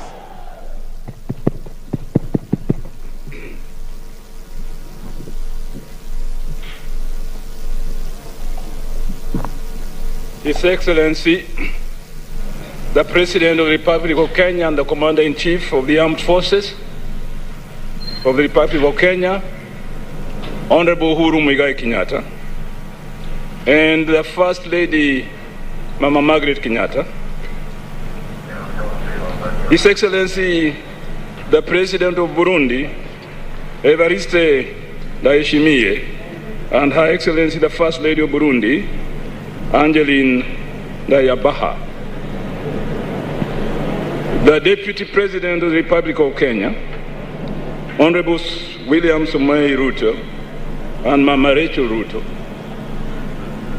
the Right Honorable Prime Minister Raila Amolo Odinga, Mama Ida Odinga, fellow governors present here, cabinet secretaries present, excellencies, ambassadors and high commissioner, members of parliament, senators and members of county assembly, the chief justice, all judicial officers herein present, the speaker of the senate and the speaker of the national assembly, Honorable Saka and Roy Muturi respectively, wananchi wenzangu, mabwana na mabibi kwa jumla, hamjambo. Your Excellency, before I say anything this morning, I'd like to report respectfully that we have lost one of Kenya's and Kisumu's greatest son, the late Parminder Singh Saini, otherwise known as Kake. He was a great hockey player in Eastern Central Africa during his time, and he captained the Kenya hockey team.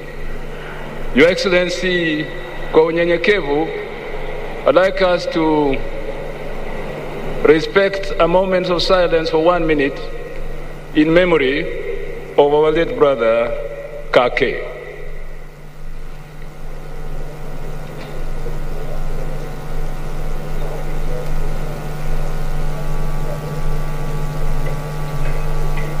May the good Lord keep his soul in eternal peace.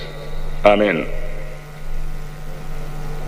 I would like to welcome you to this lakeside city of Kisumu, Your Excellency, and all your guests, and to the Lake region in general, on this great and memorable day, when we are assembled here to celebrate the 58th Madaraka Day of our beloved Republic Kisumu, of Kenya. A day when we achieved our internal self-rule after being a British colony since 1920. Without the tremendous sacrifices that our nationalists made and the blood that was shed by the freedom fighters, we would not perhaps be here today.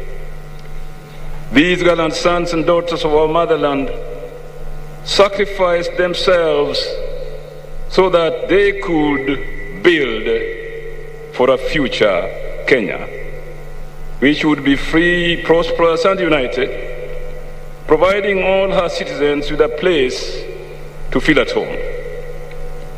Mr. President, let me thank you and your government most sincerely for what you have done to this region, my county in particular, in building for a better future for our people in terms of infrastructural development, creation of a promising investment climate, and supporting trade and commerce. I will not dwell more on that today, since, Your Excellency, you must exercise your bragging rights by telling this august gathering what your government has achieved in this region, how you have built for the future of this region. But let it be noted, Your Excellency, that most of what you have done, though their seeds were no doubt planted earlier, have flowered and flourished since the handshake between you and your brother Raila since March 2018.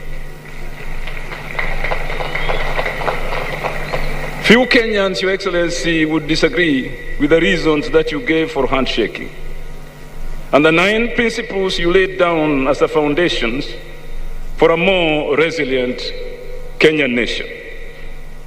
It was not only necessitated by the urgent need to restore peace, tranquility, and unity in the country following the conflict-ridden elections, but more to ensure that we slay the dragon of inconclusive elections in general that periodically precipitated post-election conflicts, thereby substantially retarding our development. Mr. President, we have no alternative in this country but to build a national, democratic, inclusive, and developmental Kenya. And all the 9 principles are well presented in simple and persuasive language in the document that 2 of you signed after that famous handshake. On this, we should be able to build a nation for our future generations. Mr. President, Kisumu has given Kenya some of the nation's happiest moments in our history. I do remember as a schoolboy the lyrics that Mama Uhuru sang in 1963 to propel KANU to a resounding victory in an election which historians have always called the Kenyatta elections. With Mzee Jomo Kenyatta and Jaramogi Oginga Odinga wearing Luo traditional beaded cap and addressing huge impromptu rallies in 1964, as they drove to Bondo to open Jaramogi's new home, it was quite clear, Your Excellency, that a new era had dawned in Kenya. Mzee Kenyatta and Jaramogi were ready to build a nation for the future generations of Kenyans. Subsequently, however, Kisumu saw sad moments that tarnished our nationhood and caused painful feelings of political exclusion among many Kenyan communities to the detriment of our national development agenda. Throughout all this period, Your Excellency, Kisumu has never turned its back on Kenya. We were nationalists in 1963. We remain nationalists today, embracing Kenya as one indivisible nation where all communities belong, happy to feel at home as one family in a national, democratic, and developmental Kenya. This, Your Excellency, is the essence of the Building Bridges initiative. To build for the future that our forefathers founded many years ago, and the future they yearned for. You and your brother Ella have once more recommitted yourselves to this noble mission. Please, don't look back. For as the Christian song goes, once to every man and nation comes a moment to decide. Then it is the brave man chooses, while the coward stands aside. Mr. President, I would also like to take this opportunity to plead with you to continue supporting devolution because devolution works. And is good for Kenya's agenda for political inclusion and a shared national prosperity from the grassroots upwards. The decision to hold national celebrations on a rotational basis across the counties is not only innovative on your part, Mr. President, but a visible and living demonstration that you are committed to devolution in building a prosperous Kenya, not just today, but for the future of our nation as well. Your government's commitment to promote universal health care has been embraced by all counties, and surprising innovative measures have been taken in that regard from one county to another. In Kisumu, for example, we have established maternity theaters in sub-county hospitals where mothers can now have cesarean section births outside Kisumu city. We are currently building a comprehensive cancer care center at the Jaramogi Oginga Teaching and Referral Hospital, complete with a complementary Sickle Cell Anemia Treatment and Research Center may be the first of its kind in our republic. Finally, Your Excellency, let it not pass unnoticed that you have today laid the foundation stone for building the Kisumu Convention Center, where Kenya will host the 9th edition of AfriCities in April next year. On behalf of the Lake Region Economic Bloc and the Council of Governors, I would like to thank you and your government for supporting this novel initiative of holding this continental gathering in an intermediary city like Kisumu. This is a clear message to all the 47 devolved governments that working interdependently with our national government, as our constitution says, we can open doors for development into the African continent and beyond. One of the key issues that the AfriCities Summit will address itself to is the issue of greening urban space to respond effectively to climate change issues, carbon emission, and sustainable development. I thank you, Your Excellency, and all your guests for honoring Kisumu with this wonderful Madaraka Day celebrations. Pamoja tusonge mbele. God bless you all. Let us build for the future of our nation. Tichtire, aluta continua.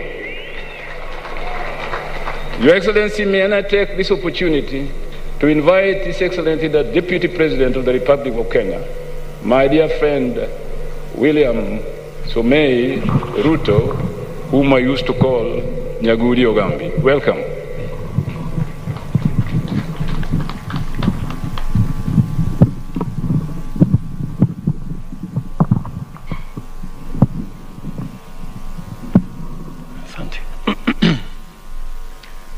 Your Excellency Uhuru Muigai Kenyatta, President of the Republic of Kenya and Commander-in-Chief of Kenya Defense Forces, Your Excellency First Lady Margaret Kenyatta, Your Excellency Everest Ndayishimiye, President of the Republic of Burundi, Your Excellency Angela Ndayishimiye, First Lady of the Republic of Burundi, my friend, the former Prime Minister, Raila Amolo Odinga, aka Baba,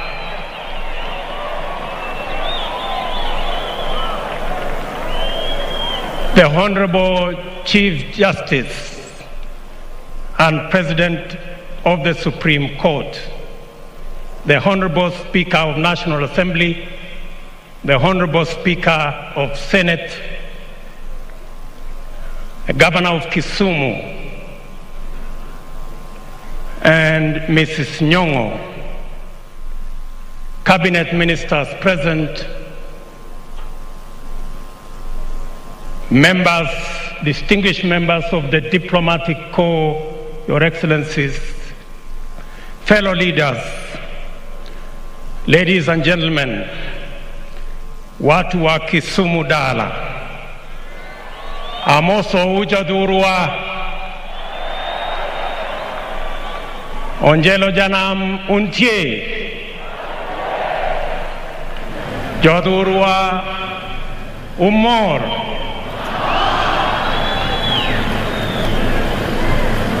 Mheshimiwa Rais, mimi nitasema kwa kifupi. As we celebrate this 58th Madaraka Day in this historic and great city of Kisumu, I want to laud your 2 days launch of various projects in this county and in this region. It is a testimony that there is a government that works and delivers. And it goes to confirm two things.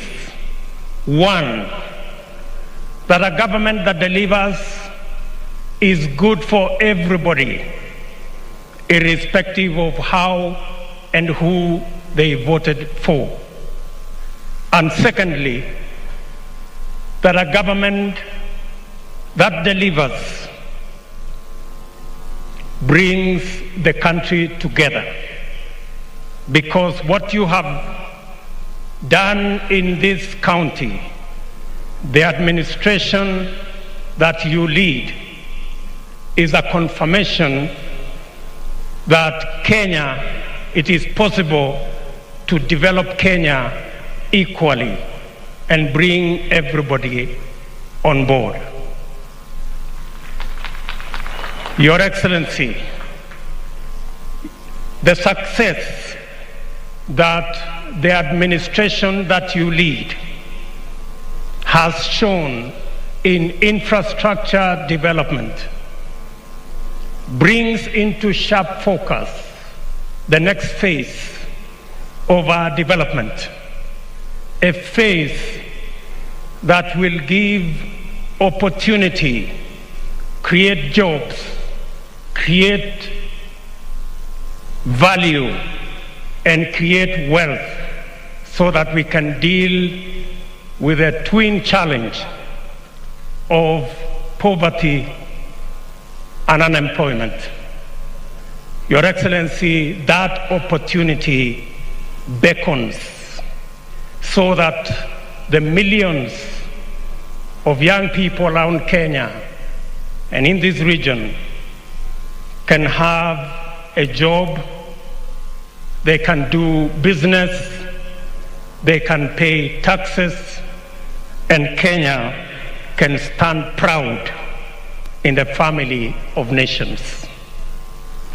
Finally, Your Excellency, as we celebrate this 58th Madaraka Day, we are reminded that our forefathers worked hard, toiled, shed blood, so that we can have a democratic nation, a nation anchored not on personalities, but on constitutionalism, a nation built not on the foundation of tribes or ethnicities, but built on the foundation of institutions, a robust legislature, a performing executive, an independent judiciary, and other independent institutions,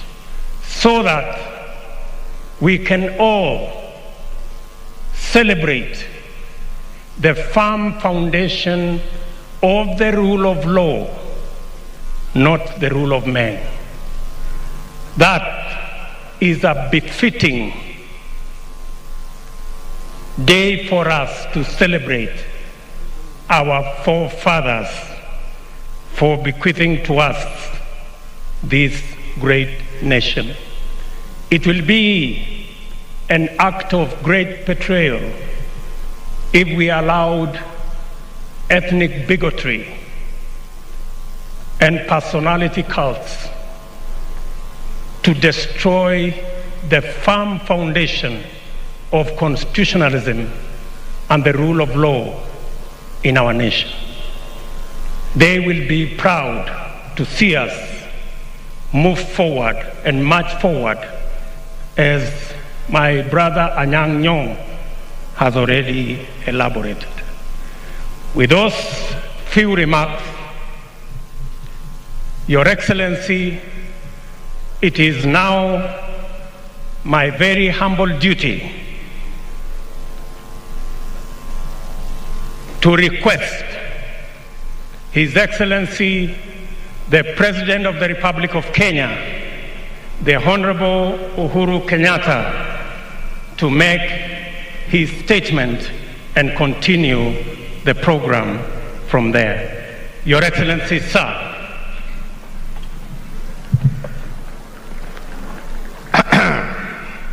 Asante William. Tafadhali tuketi.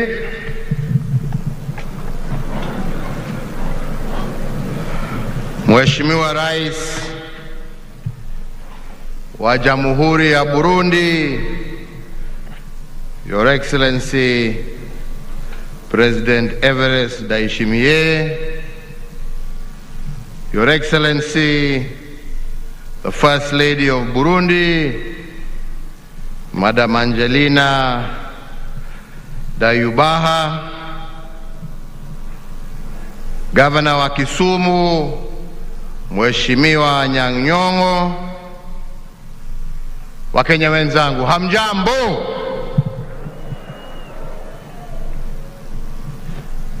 Sasa leo nitavunja protocol kidogo, mtanisamehe. Ningependa mbele ya niseme yale ambaye niko naye, nimualike ndugu yangu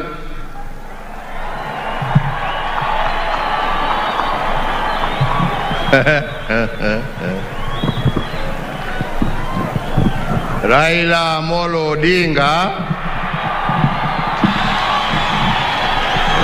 Jacob, awasalimie na awapatie salamu zake za madaraka. Karibu ndugu yangu.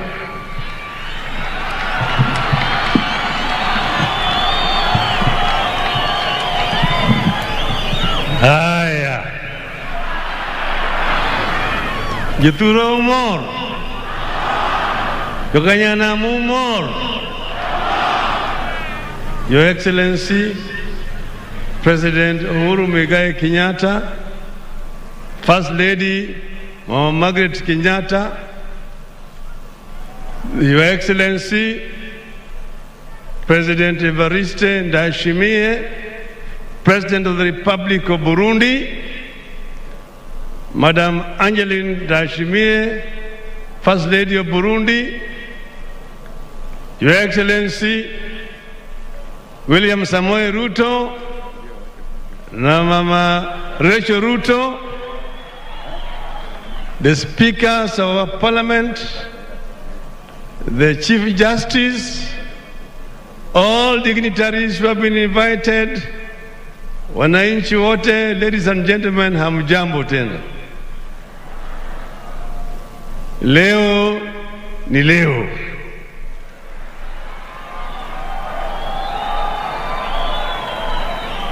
Your Excellency, let me begin first by recognizing some of other dignitaries who have come here. We are here with Honorable Stephen Kalonzo Musyoka. We are here with Honorable Musalia Mudavadi. Quickly. Kuna wageni wengi ambao wamefika hapa.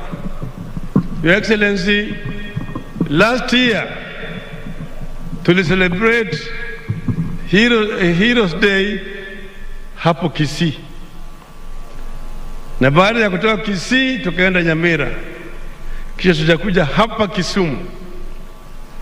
Na siku hiyo ndio gavana ya Kisumu akaomba angependa sherehe ya madaraka iwe celebrated hapa Kisumu, ili aweze kuangalia miundo msingi kabla hajaandaa ile mkutano ya Free Cities, na ukakubali. Na tukakuja hapa na wewe na ukazindua ujenzi ya hii stadium tarehe 22 Oktoba, na wakasema watamaliza by April. Stadium imekwisha, Your Excellency.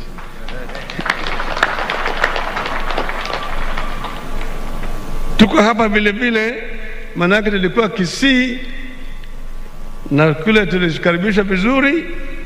Leo kuna elders kutoka Kisii hapa, Professor Sorobea Nyacheo, then Mzee John Mburu na John Onyego. Vile vile tuko na wazee kutoka Western Magharibi, Engineer Peter Mulaku, Peter Adams Ludava na Engineer Julius Nyarodho. Wote wamekuja hapa na wamekaribishwa vile vile na Luo Council of Elders ambao wako hapa. Your Excellency, siku ya madaraka ni muhimu kwa historia yetu katika Kenya. Manake hiyo ndio siku tuliona ishara ya kwamba ukoloni inatoka. Baada ya miaka mingi ya Kenya kupigania kupata uhuru. Eneo hii walianza 1921 hapa. Wakakutana wakati ukoloni ilikuwa na nyanyasa watu hapa. Mahali naitwa Lunda huko Game, pale tulikuwa nawe juzi. Hiyo wakakutana na declaration ambayo ilikuwa inaitwa Penyowacho Declaration. Wazungu wakauliza hii maana yake ni nini? Wakasema inchi imesema. Kulikuwa hapo na wazee kama Simon Nyende, kulikuwa pale na wazee kama Jonathan Okwiri, kulikuwa na John Paul Lola, Ojijoteko. Walikutana pale wakasema mambo hiyo ushuru ya wakoloni sisi hatutaki, hata wengine mpaka wapeleke panya. Wakasema sisi hatutaki hii dhuluma ya wakoloni.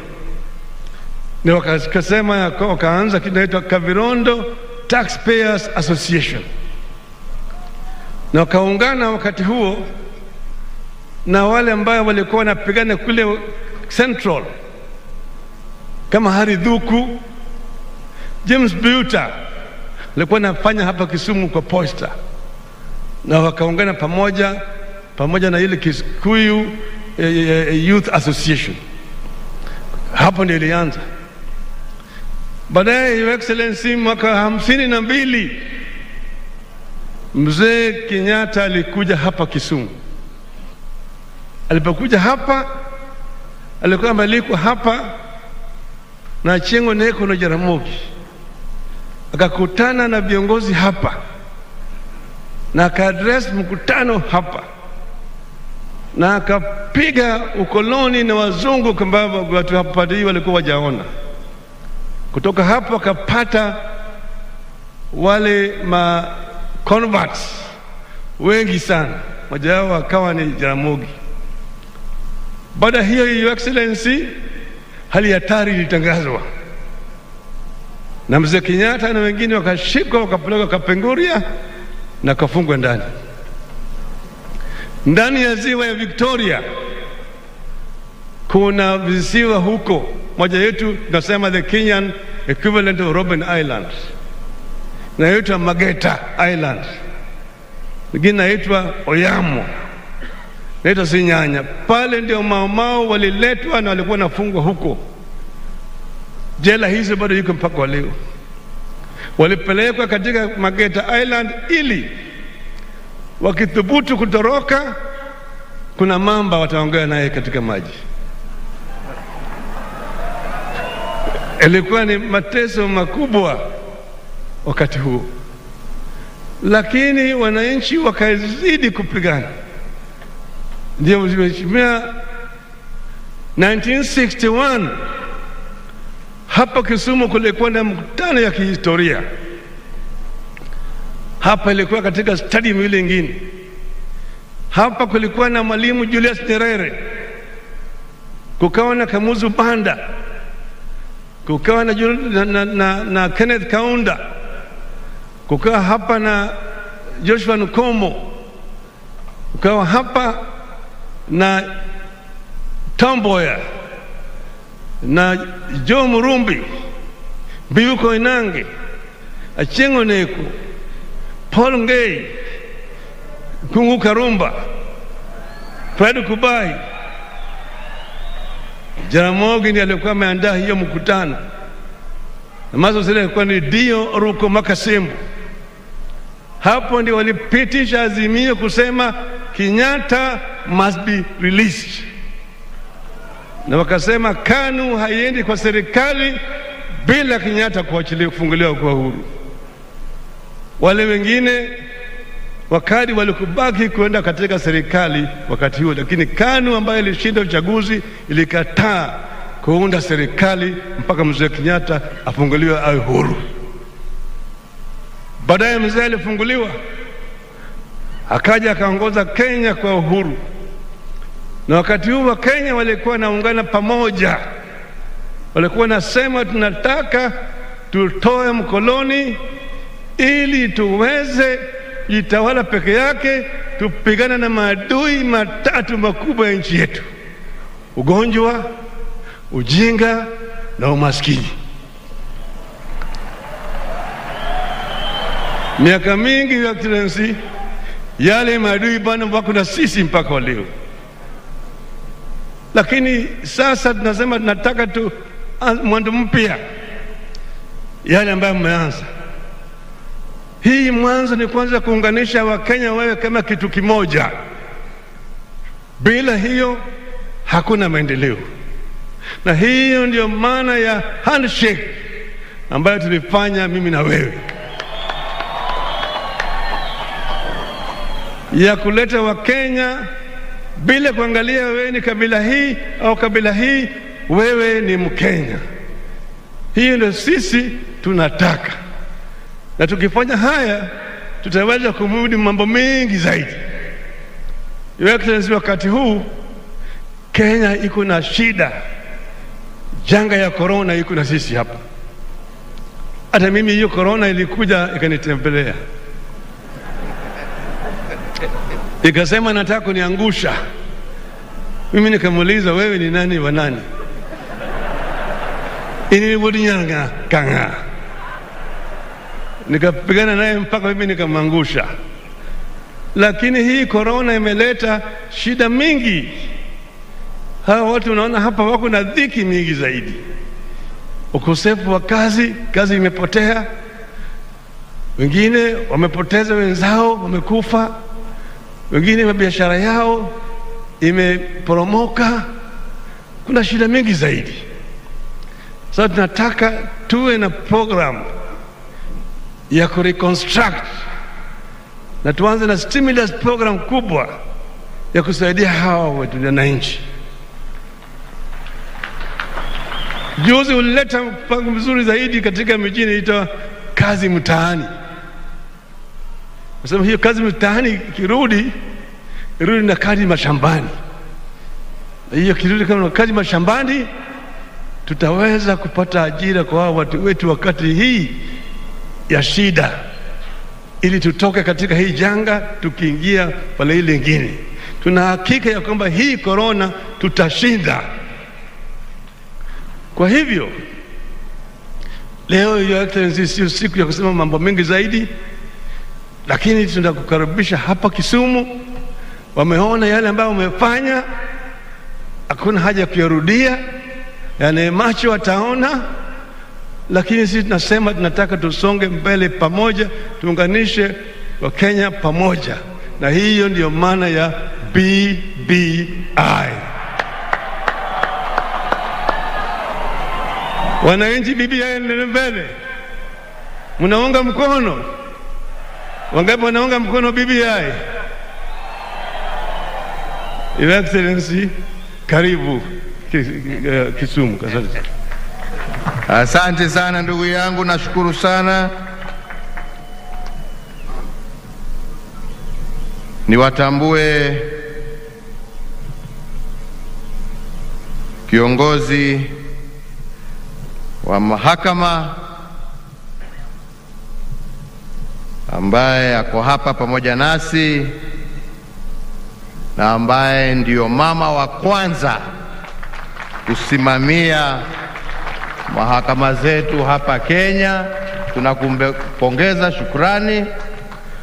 Na pia niwatambue maspika wetu ambao pia wako hapa, wa Senate na wa National Assembly, na viongozi wote wa tabaka mbalimbali ambao tuko nao hapa. So fellow Kenyans, it gives me great pleasure to celebrate this 58th Madaraka Day in this beautiful city of Kisumu. And I take this opportunity through you, Governor, to thank the people and the leaders of Kisumu and indeed the entire Nyanza region for your warm welcome and the great work that has gone into housing and hosting this year's Madaraka Day celebrations. Tunasema asante sana Kisumu for your warm welcome. Tunafurahi sana kuwa pamoja nanyi hapa Kisumu Dala. Tunashukuru.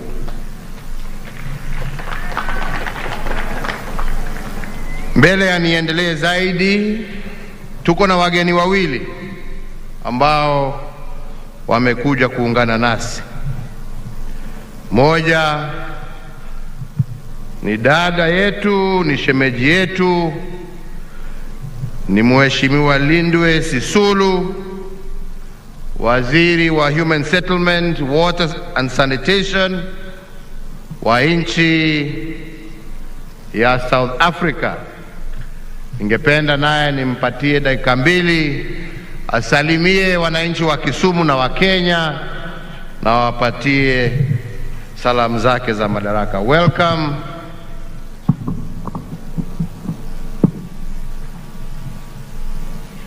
Thank you very much, Mr. President. In my country, we say Amandla. Amandla. Your Excellency, Mr. President, First Lady of Kenya, the former Prime Minister Raila, his wife, the President of Burundi, the First Lady of Burundi, ladies and gentlemen, all protocol observed. It gives me great pleasure today to make these remarks on Kenya's 50th day on which it virtually took power after being a colonial British empire since 1920. On behalf of the South African government and the South African people, we would like to give our best wishes to the Kenyan leadership and the people on this important day. I'd like to thank my brothers in struggle, President Raila Odinga,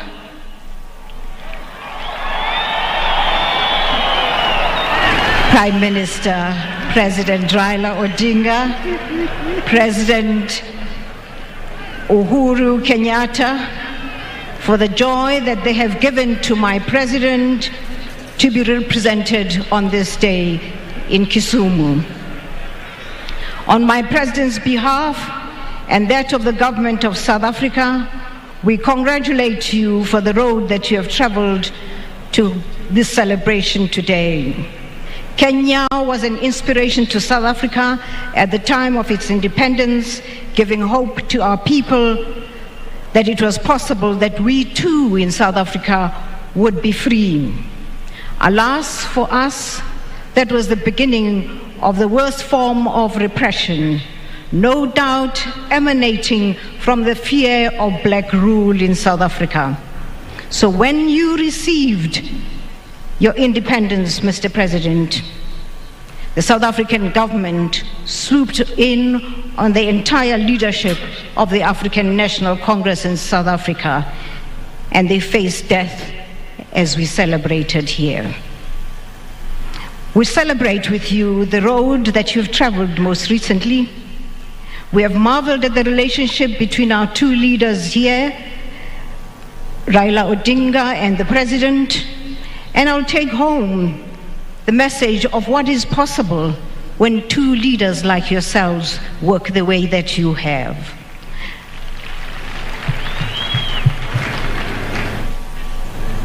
I've traveled with you, Mr. President, as you took your rounds around Kisumu for the past 2 days.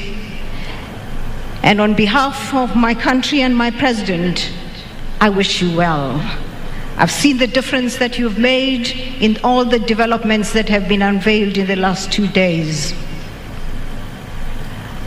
When I go home, I will tell of what is possible when we work together. I wish you well in your prosperity, in your unity, Mr. President. I wish you well in the prosperity you brought to Kisumu. I am a South African, but married Luo.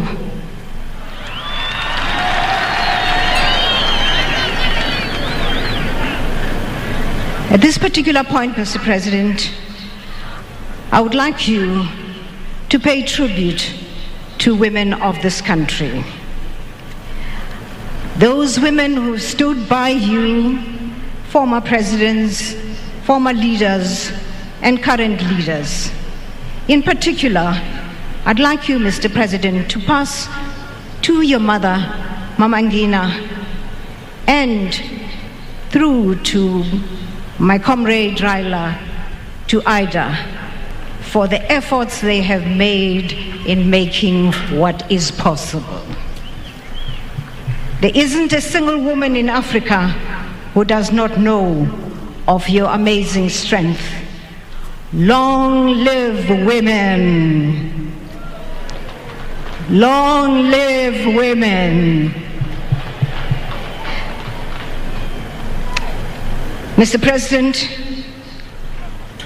I want to thank you for this honor. South Africa thanks you for this honor. And again, Mr. President, I'd like you please to join me and say to the people of South Africa, Amandla. Amandla. Thank you very much. Thank you very much, Lindwe. Inaonekana shemeji wenu wanawatakia makubwa. Hiyo mmesikia nyinyi wenyewe.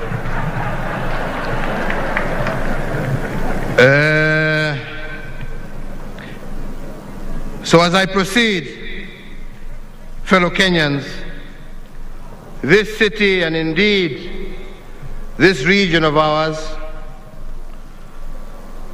are the gateways to the hinterland of Eastern and Central Africa, a special position that this city has held for many years, tying our people in bonds of trade, friendship, as well as family. In recognition of this, my brother, His Excellency Evariste Ndayishimiye, President of the Republic of Burundi, has honored us with his presence here today. We thank you, Your Excellency, and the First Lady, and indeed your entire delegation, for this honor, which will go a long way in strengthening the bonds between Kenya and Burundi. And indeed, your presence here today shows that the East African community is continuing to grow stronger day by day. Wananchi wenzangu, ningependa niwaulize kwa heshima, tusimame na tumkaribishe Rais wa Burundi aweze kunena nasi, na tumkaribishe kwa shangwe na vigelegele kwa kutuheshimu kuja kuwa nasi siku ya leo. Karibu ndugu yangu.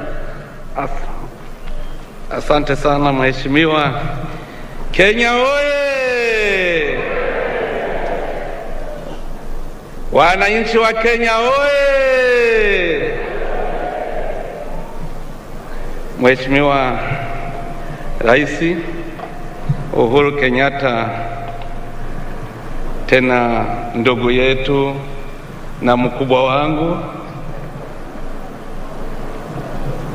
waheshimiwa viongozi ya ngazi mbalimbali za serikali ya Kenya, wananchi wa Kenya wote, all protocol observed. Sisi kwa Kirundi tunasema tunasalimiana kwa amani. Amahoro. Amahoro ni amani. Mheshimiwa Rais, tuna furaha kubwa sana kuwa hapa. Tuna furaha ya kuungana nanyi kwa hii siku kuu, siku ya furaha. Waafrika wote wanakumbuka, wanajua mateso tuliteswa na wakoloni. Ndio sababu kama tuko pamoja na sisi tunafurahia siku hii. Cha kwanza naanza kuwapongeza nyi wote wananchi wa Kenya. Cha pili ni kuwafikishia salamu za Warundi, salamu za amani, salamu za upendo, salamu za undugu. Warundi walinituma niwaambie kwamba wanapenda nchi ya Kenya, na wanajua kwamba kama wanafika Kenya ni kwao, hakuna matata. Mheshimiwa Rais, mimi nashukuru sana kwa mwaliko wako kuja hapa kujiunga nanyi kwa hii sikukuu. Tunafurahi kwa mwaliko wako kuja tuzungumuze macho kwa macho na tuonane macho kwa macho na wananchi wa Kenya, especially hapa Kisumu. Nilikuwa nasikia Kisumu kwa masikio, nilikuwa sijaona huyu mji, na furaha sana. Asante sana.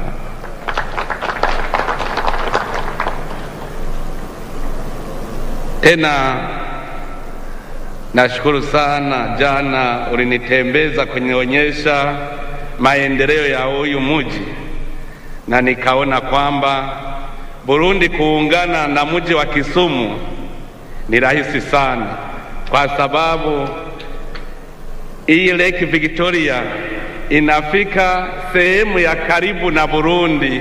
Mkoa wa Bukoba, Tanzania ni karibu na Burundi. Kuungana na Kisumu ni rahisi sana.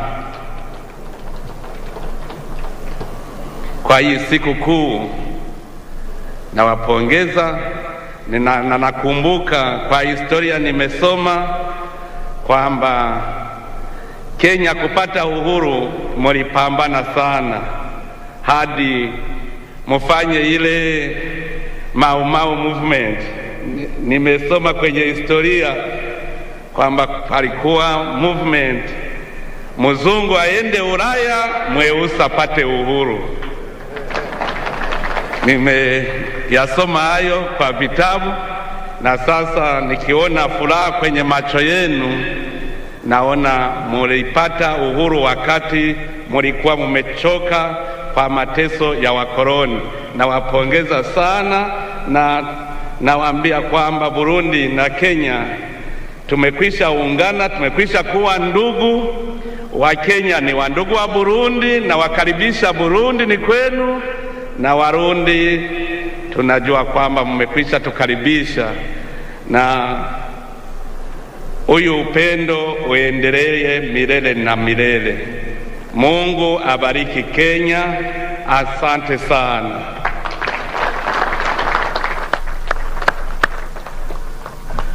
Asante sana Mheshimiwa Rais, na mimi pia nataka nikuhakikishie vile tumesema jana ya kwamba Warundi wajisikie wakiwa nyumbani hapa kwetu Kenya, na tuendelee kutenda mema ya kuinua hali ya maisha ya wananchi wa nchi zetu mbili na pia wananchi wa Afrika Mashariki kwa jumla. Lakini pia Mheshimiwa Rais, ningependa kukushukuru kwa kazi njema ambayo wewe na serikali yako mnaendelea kufanya ya kuhakikisha ya kwamba tumerudisha amani kwa nchi ya Burundi na wananchi wa Burundi wameanza tena kuona maendeleo. Na nataka nikuhakikishie leo ya kwamba sisi na wenzetu wa Afrika Mashariki tutaungana pamoja nawe tuhakikishe ya kwamba hii economic sanctions ambayo imewekwa kwa nchi yako imeondolewa na ndio wananchi wa Burundi waweze kupata maendeleo ambayo wanastahili. So fellow Kenyans, today we celebrate the cultural diversity of Kenya and we further strengthen our nationhood.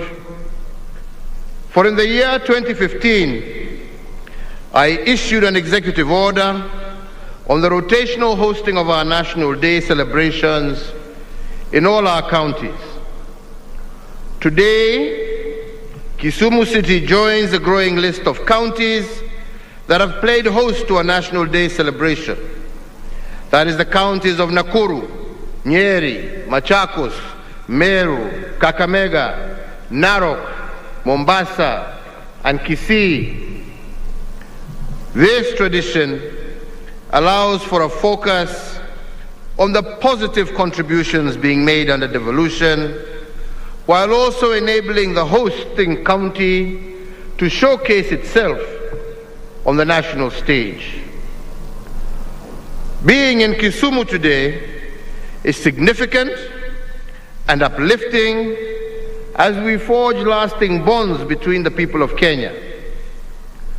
This congregation here today is also a celebration of the handshake, a new political normal that not only embraces competition, but also encourages reconciliation and the healing of wounds, regardless of how fierce the competition was.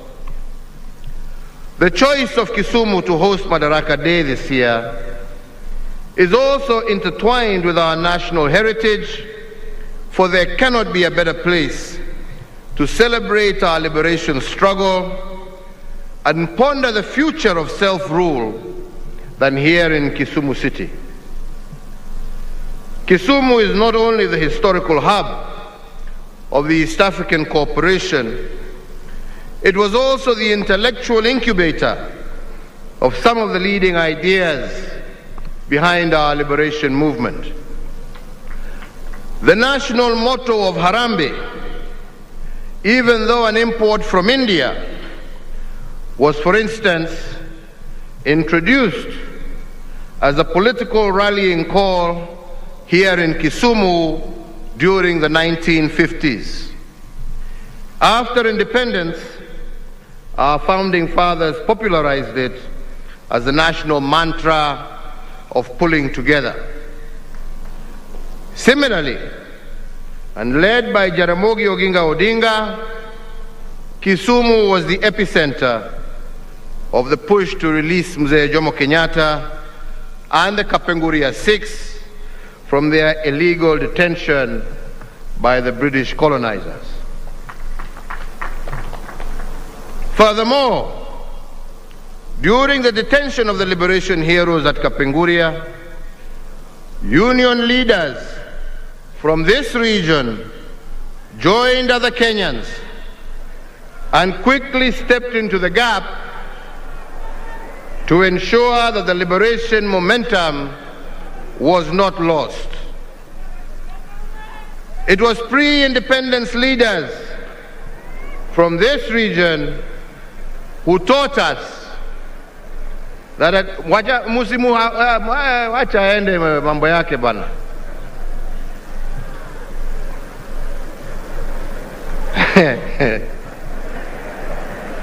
Haya, tuendelee sasa. It was pre-independence leaders from this region who taught us that attaining self-rule was not a one-man race. Rather, it was a relay in which one set out of runners fell out, another set was ready to continue the race. With such a well-appointed history of the struggle and the history of reconciliation that we are marking today, there cannot be a better place to commemorate Madaraka Day than here in Kisumu.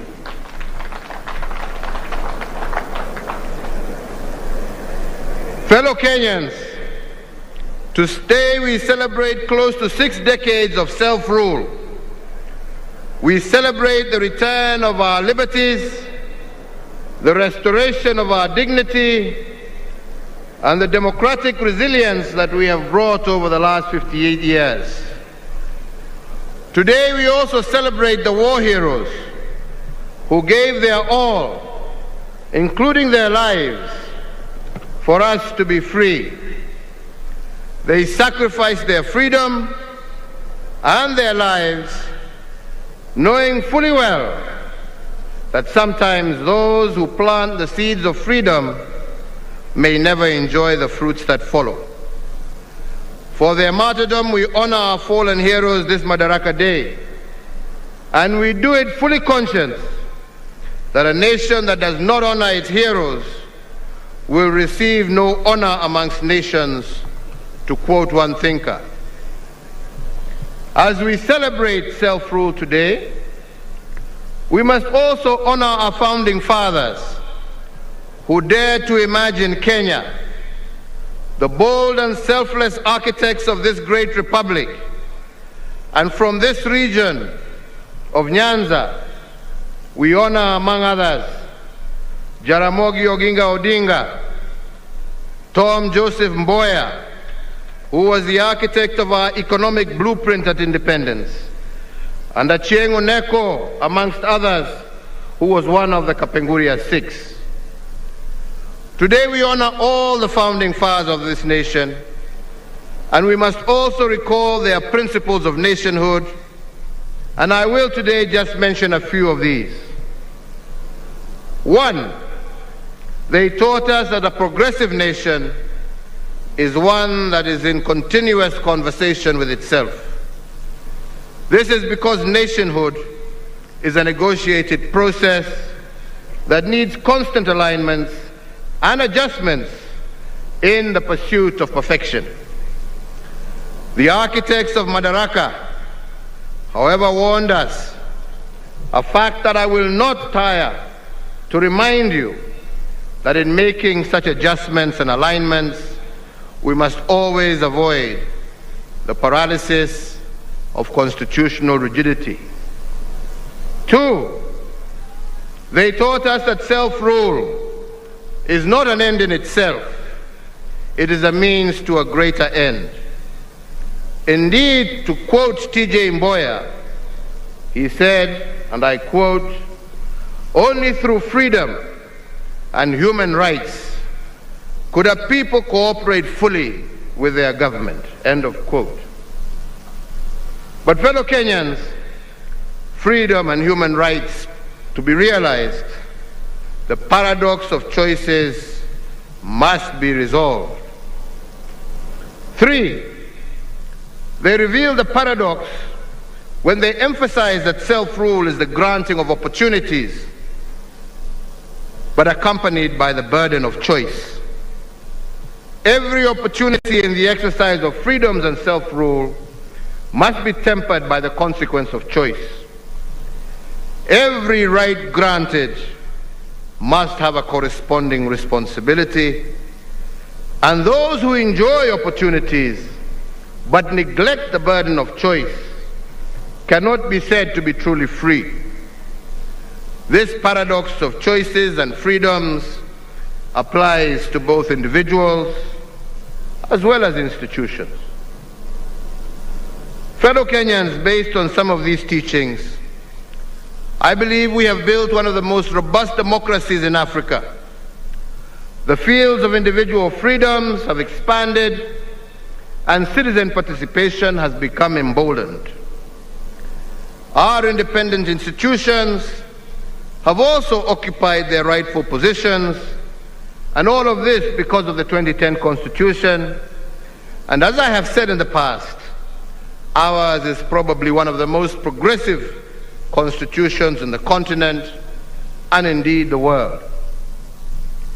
However, since the 2010 Constitution expanded our individual fields of freedom, it also expanded the burden of the choices we make.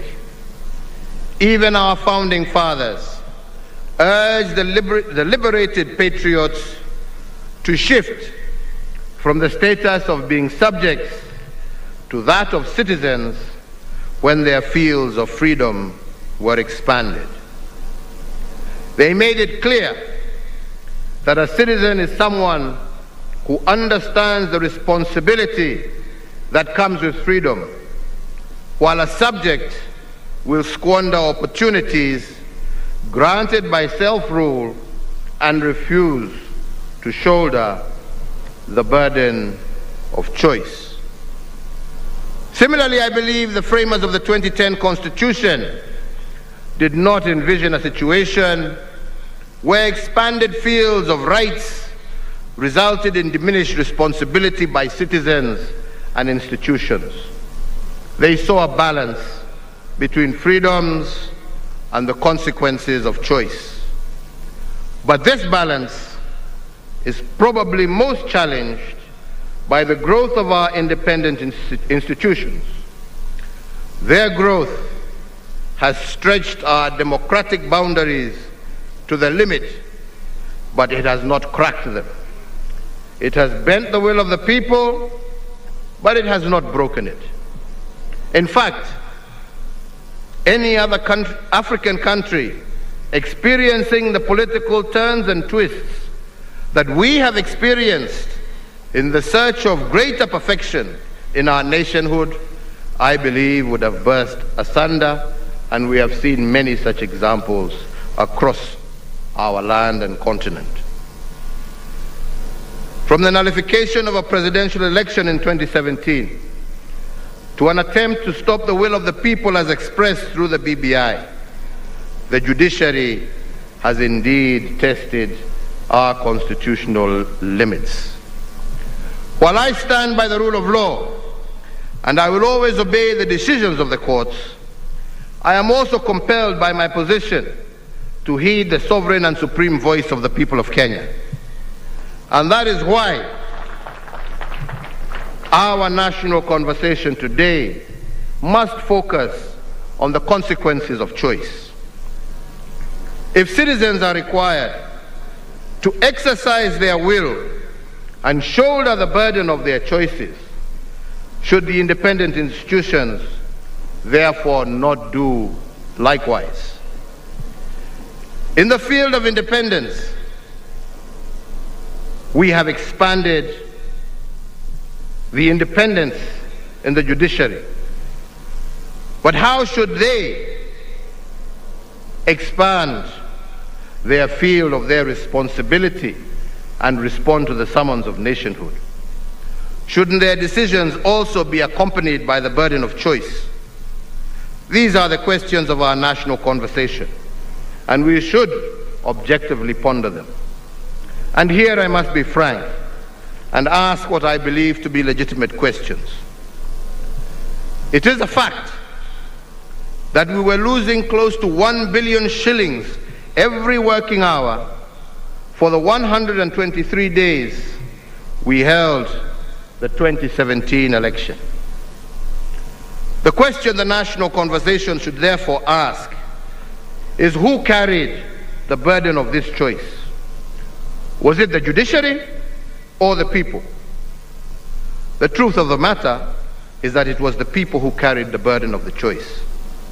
Development programs meant to make a difference in the lives of people had to be shelved. The second is that as a consequence of 2017, we initiated, together with millions of Kenyans, the BBI process that was meant to build bridges and create inclusive politics and end ethnic majoritarianism.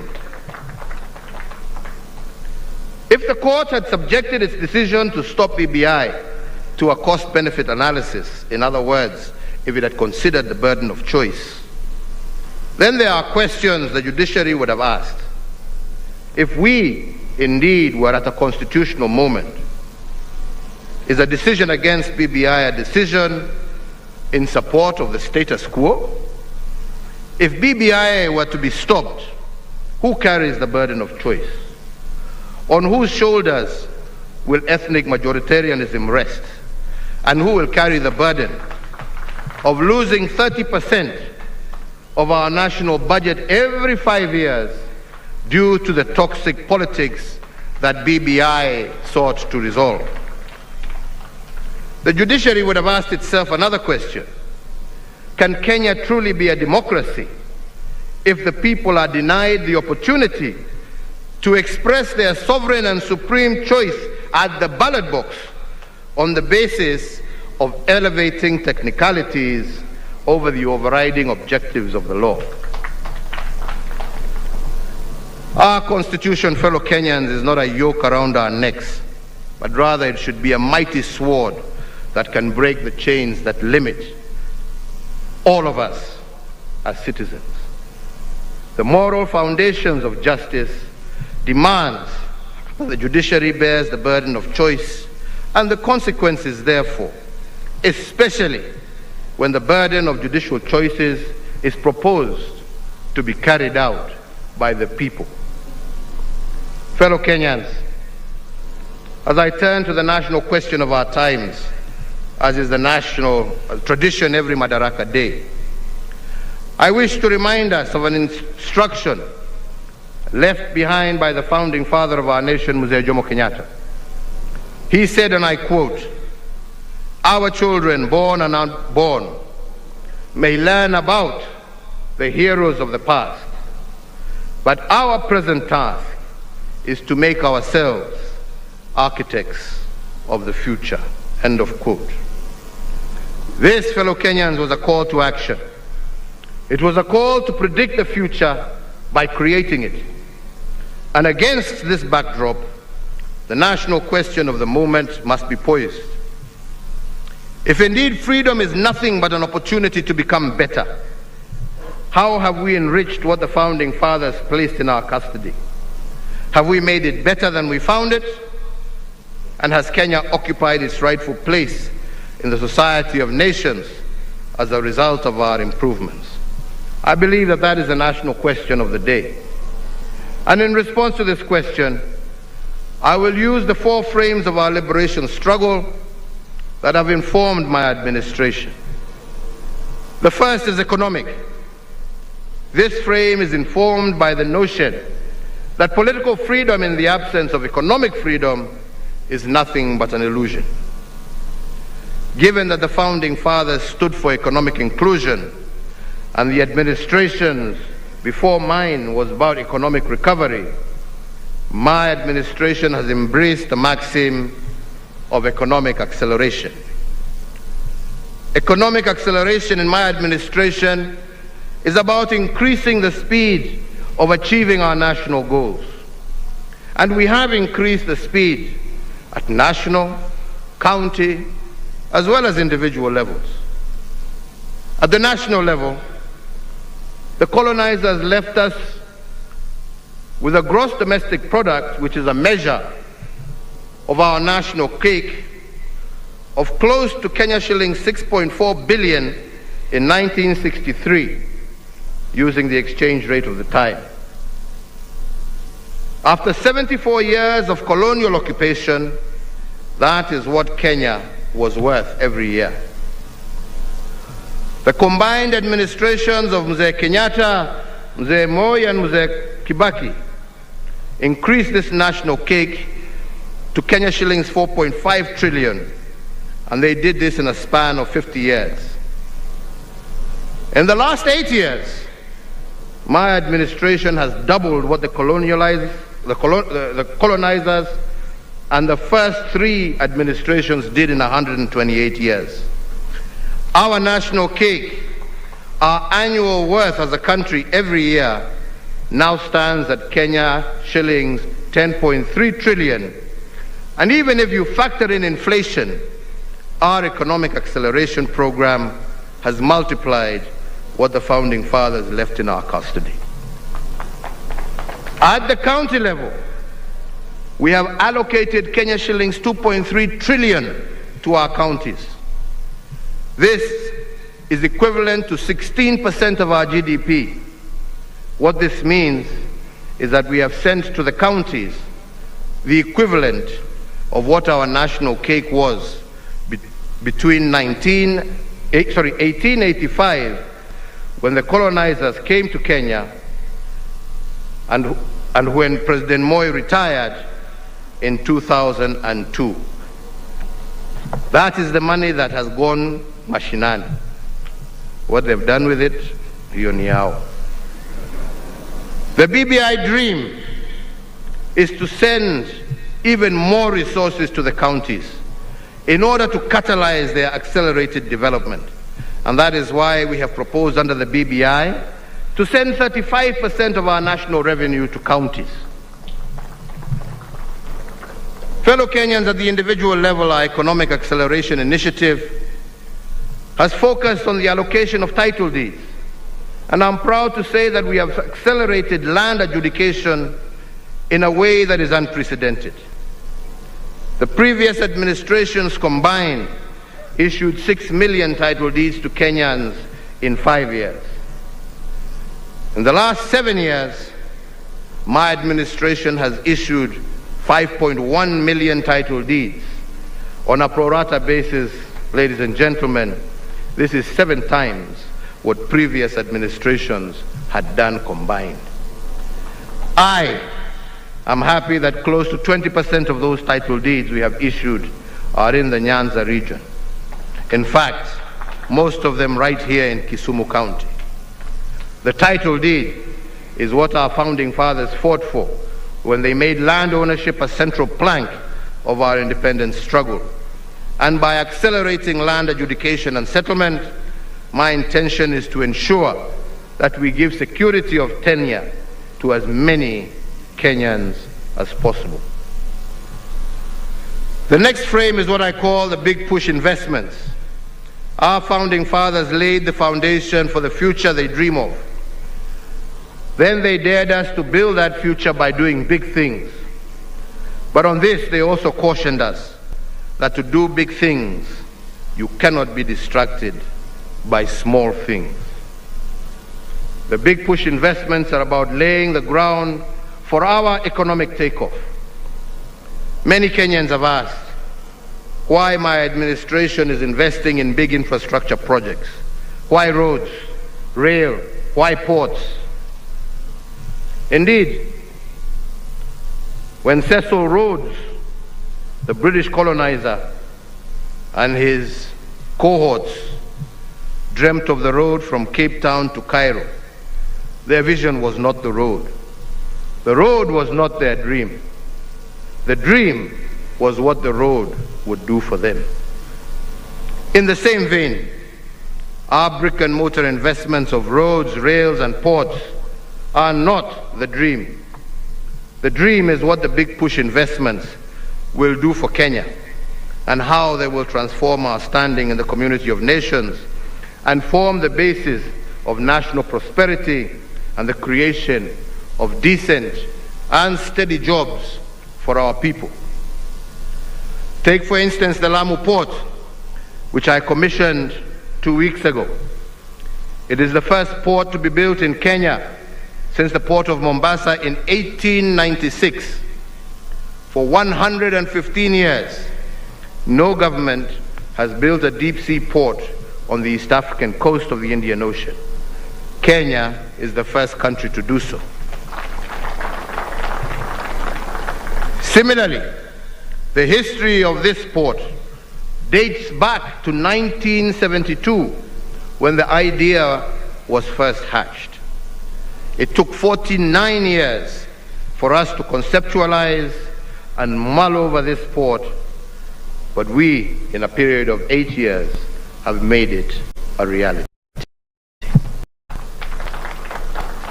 Once this port is operational, Kenya will have claimed a stake in the Indian Ocean real estate. The port of Lamu will be able to handle ships the size of those that transit through the Suez Canal. And this capacity will not only increase our transshipment business, but will also impact over 130 million residents of the East African region. Another big push investment that we have been engaged in is the revival of what I call dead capital. We have done this because the instructions of our founding fathers was to take care of what they had built. And in this regard, we have revived 566 kilometers of dead meter gauge railway. The revived 200-kilometer Nairobi-Nyanyuki railway will be a game changer. Every trip, the train will transport 1,600 passengers, which is equivalent to a convoy of 120 matatus. And the cost per passenger will be Kenya shillings 200 compared to current Kenya shillings 500 by matatu. Although it takes a little longer by train, the passenger will make a 60% saving using the revived rail system and have more money left in his pocket, while at the same time traveling at greater comfort and safety. Further, by moving our tea and coffee through this line at greatly reduced costs, the result is extra shillings in the pockets of our hard-working farmers. But I believe the most uplifting story of the revival of dead capital is one big push investment, and that is the port of Kisumu and the reconditioning of MV Uhuru vessel. I will not talk about the jobs this has created or will create and the buzz that it has evoked. These are obvious, but let me just focus on the economics of this decision. Today, to transport fuel by road from Kisumu to Uganda takes 72 hours because of the long queues at the Malaba border. But to transport fuel from the port of Kisumu to Port Bell in Uganda by ship takes only 12 hours. This means that by the time a tanker makes one trip to Uganda, MV Uhuru will have made 6 trips. Then there is the question of volume. One tanker carries 20,000 liters of fuel, but one wagon aboard our vessel in Kisumu carries 60,000 liters, which is 3 times the size of a tanker, which means that every time the ship sets sail, it carries 1,100,000 liters of fuel. If the ship accommodates 22 wagons, each voyage it makes to Port Bell is the equivalent of a convoy of 66 tankers headed to Uganda. What is more is that it costs $35 to transport 1,000 liters of fuel by road per kilometer. Over the lake, it costs $16 to transport the same through the port of Kisumu. That means for every $2 spent transporting fuel to Uganda by road, you spend only $1 through the port. Furthermore, the fuel lost, don't ask me how, but the fuel lost, kila mtu anajua nini inatendeka huko. The fuel lost by road transport was estimated to be worth Kenya shilling 6 billion every year. Today, by transporting through rail and lake, this has been reduced to 0, while fuel adulteration is a thing of the past. For those asking why we have made a big push investment in the port of Kisumu, that is your answer. It takes 1/6 of the time to transport goods by ship compared to by road, and this is good for traders, but also for investors, making our region that much more competitive globally. To date, that one single vessel has transported close to 50 million liters of fuel to Uganda. If in one trip you can carry 3 times the volume compared to tankers, I believe that that is good commerce. If it costs you half the price to use the port of Kisumu, that, my friends, is good economics. Indeed, all our big push investments have been conceived to catalyze the economy and to provide the most rational choices for all actors. So, fellow Kenyans, I want to go to a third frame that I would like us to ponder over this Madaraka Day, and that is the restoration of dignity. And our founding fathers defined dignity as freedom from want. From the onset, liberation from the poverty of dignity was a central motive of our independence struggle. Indeed, our founding fathers taught us that self-rule will not be fully attained until self-worth is restored. And the national question we must ask is whether we are on track to liberating our people from the poverty of dignity, and to what extent have we liberated them from want. Article 23 and Article 43 of our Constitution makes the restoration of dignity a continuous process rather than a one-off activity. We must ask this Madaraka Day is how well have we rendered this aspect of our freedom. Some may ask what poverty of dignity is. Let me explain. Before we started the big push investments in Nairobi, there was only one clinic with 15 beds serving 500,000 residents of the Nakuru informal settlement. Meaning that when a mother delivered a baby in Nakuru, she had less than 1 hour of postnatal care before being asked to leave to make way for the next patient. This is the poverty of dignity. We have fixed this indignity by building 25 hospitals in our informal settlements of Nairobi to ensure that our mothers do not need to go through that kind of indignity again. Let me give another example. When a patient suffering from kidney disease had to travel for 70 kilometers from Siaya to Kisumu 3 times a week for dialysis, that was a tragic indignity. But further, the tragedy of this indignity was made worse because the patient needed 10 dialysis sessions a month, and if one session cost between Kenya shillings 9,000 and Kenya shillings 16,000, it meant that the patient had to spend between 90 and 160,000 shillings per month. How many farmers from Siaya can afford 160,000 every month for dialysis? Such patients had to sell their ancestral inheritance in order to get treatment. The net effect of this was that their illness ended up diminishing their families and indignifying them for generations to come. Today, I am happy to note that a patient from Siaya no longer has to travel 70 kilometers to Kisumu for treatment.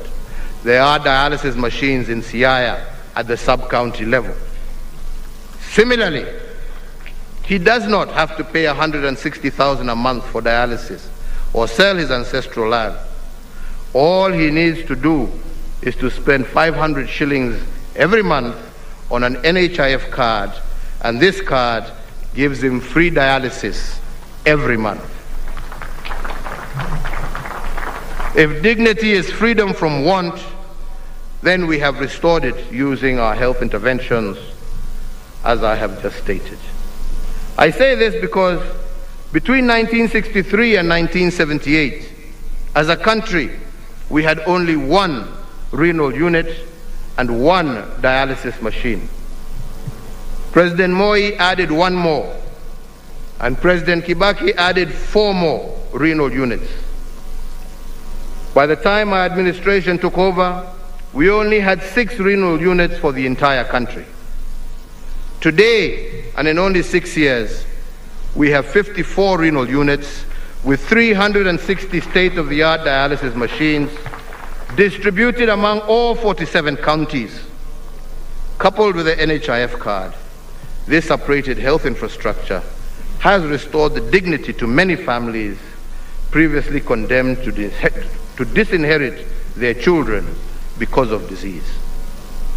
The dignity of families is supported by sustainable livelihoods, and it is for this reason that my administration's agenda continues to focus on creating an enabling environment that offers every Kenyan an opportunity to participate in the economy.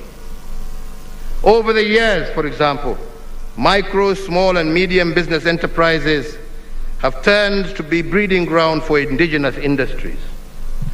Because of this remarkable expansion, their contribution to national development continues to grow from strength to strength, and they are today the greatest engines of employment creation in our nation.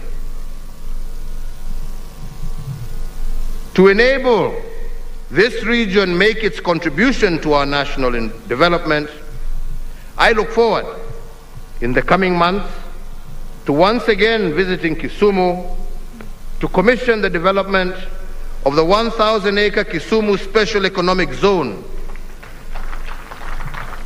This singular initiative will provide immense opportunities for value addition of agricultural products for the entirety of the Western region and enhance the blue economy activities of the Lake Victoria Basin.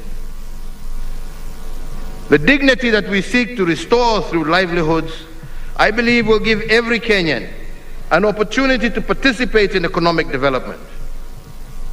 For instance, many of our Juakali artisans and craftsmen have had to endure the inequity in the tendering of contracts because of their lack of ability to get certification, hereby denying them the opportunity to get access to work.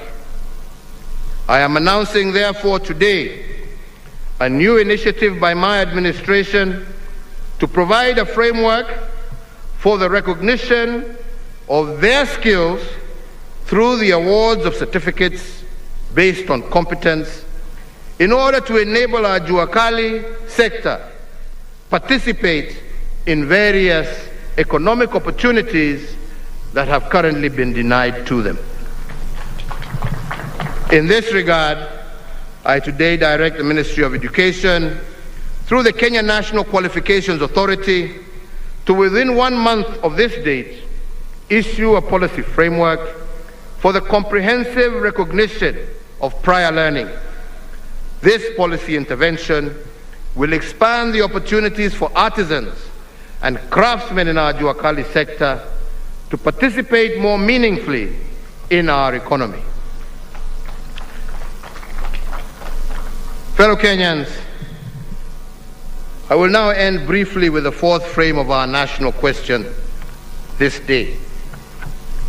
For us to secure what we have achieved in 58 years, we must not make politics the heat and the light of our national existence. Instead, we must endeavor to pursue political stabilization by any means necessary. I say so because stability and peace is the lifeblood of our republic.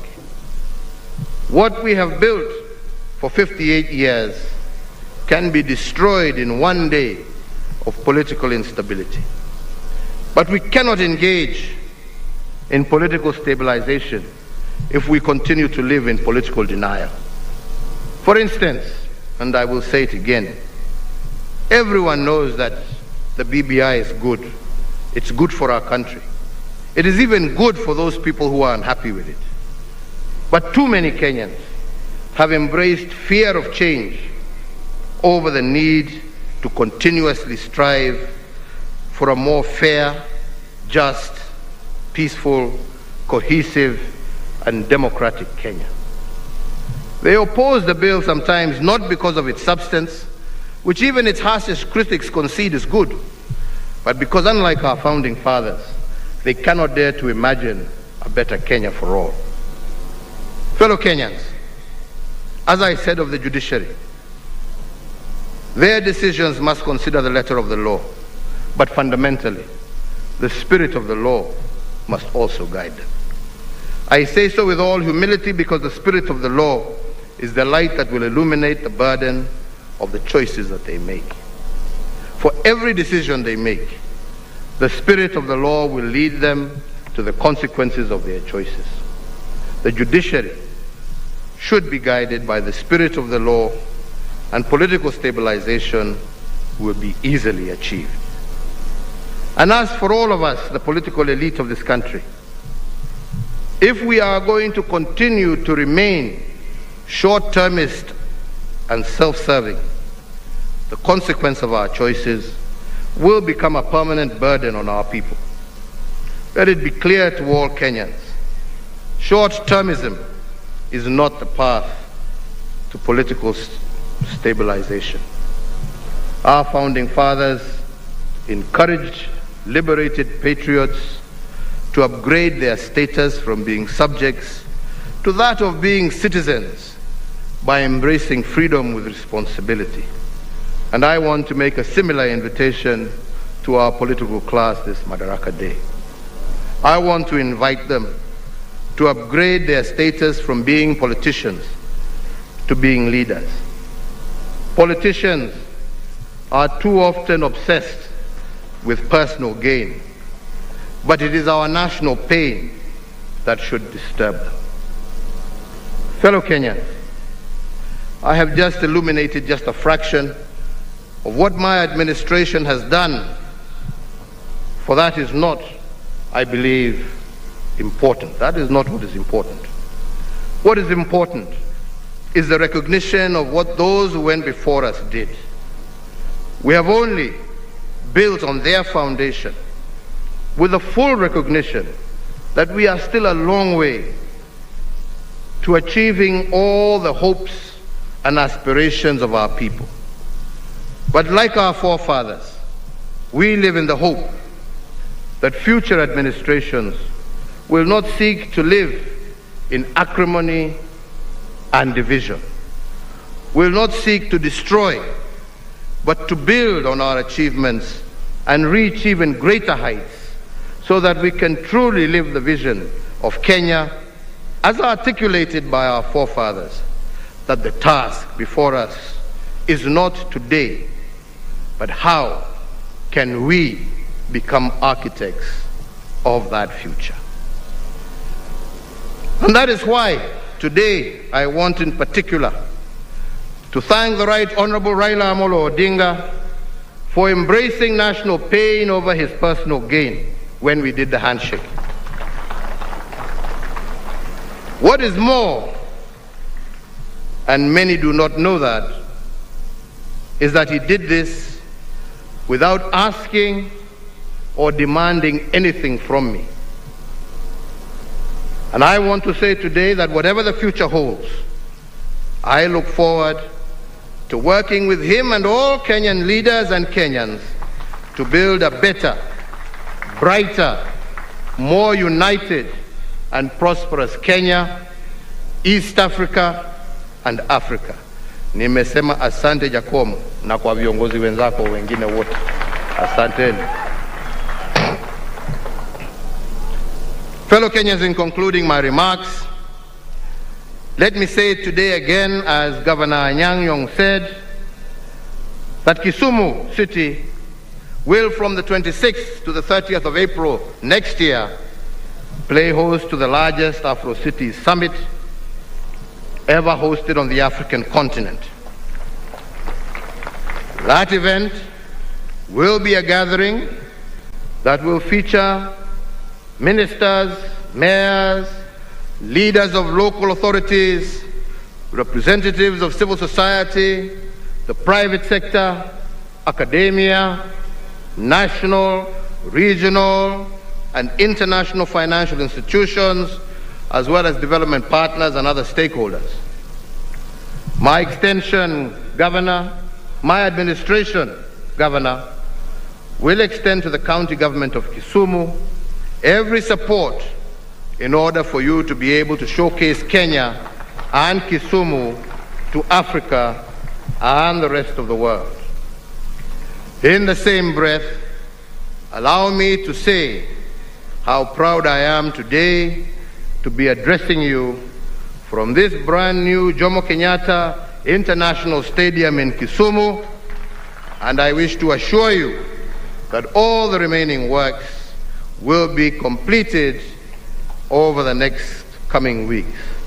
Hongera Waziri Amina Mohamed and your team, pongezi sana na muendelee hivyo hivyo. So ladies and gentlemen, it is now my very distinguished pleasure and honor to wish every Kenyan, wherever you may be, a happy Madaraka Day, and to once again encourage you to stay safe. May God bless you all. May God bless Kenya. Mungu aibariki Afrika Mashariki na Mungu aibariki kontinenti letu la Afrika. Asanteni sana, asanteni sana. Nimewashukuru sana sana sana sana sana. Thank you. Basi kwa heshima naomba tusimame kwa wimbo wa taifa. Kwa heshima naomba sote tusimame tafadhali.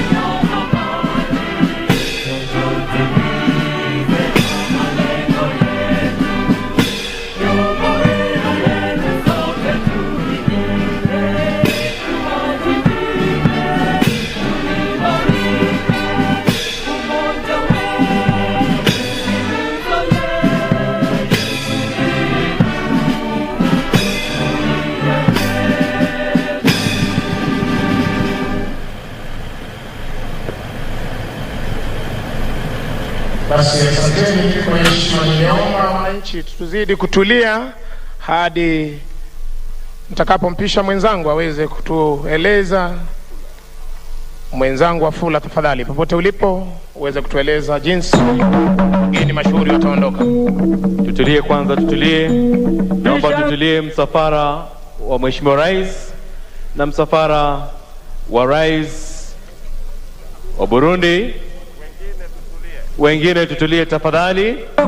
Kenya tunayoipenda uweze kuondoka ukisindikizwa na msafara wa naibu wa rais. Tujivunie sana tukijiita wa Kenya, nchi yenye tubaki tumetulia jamani,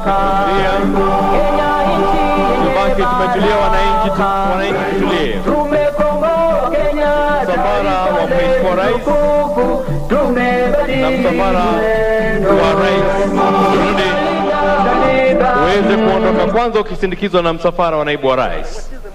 Chezeni mziki tafadhali. Cheza mziki. Tuendelee. 3 days visit by President Uhuru Kenyatta.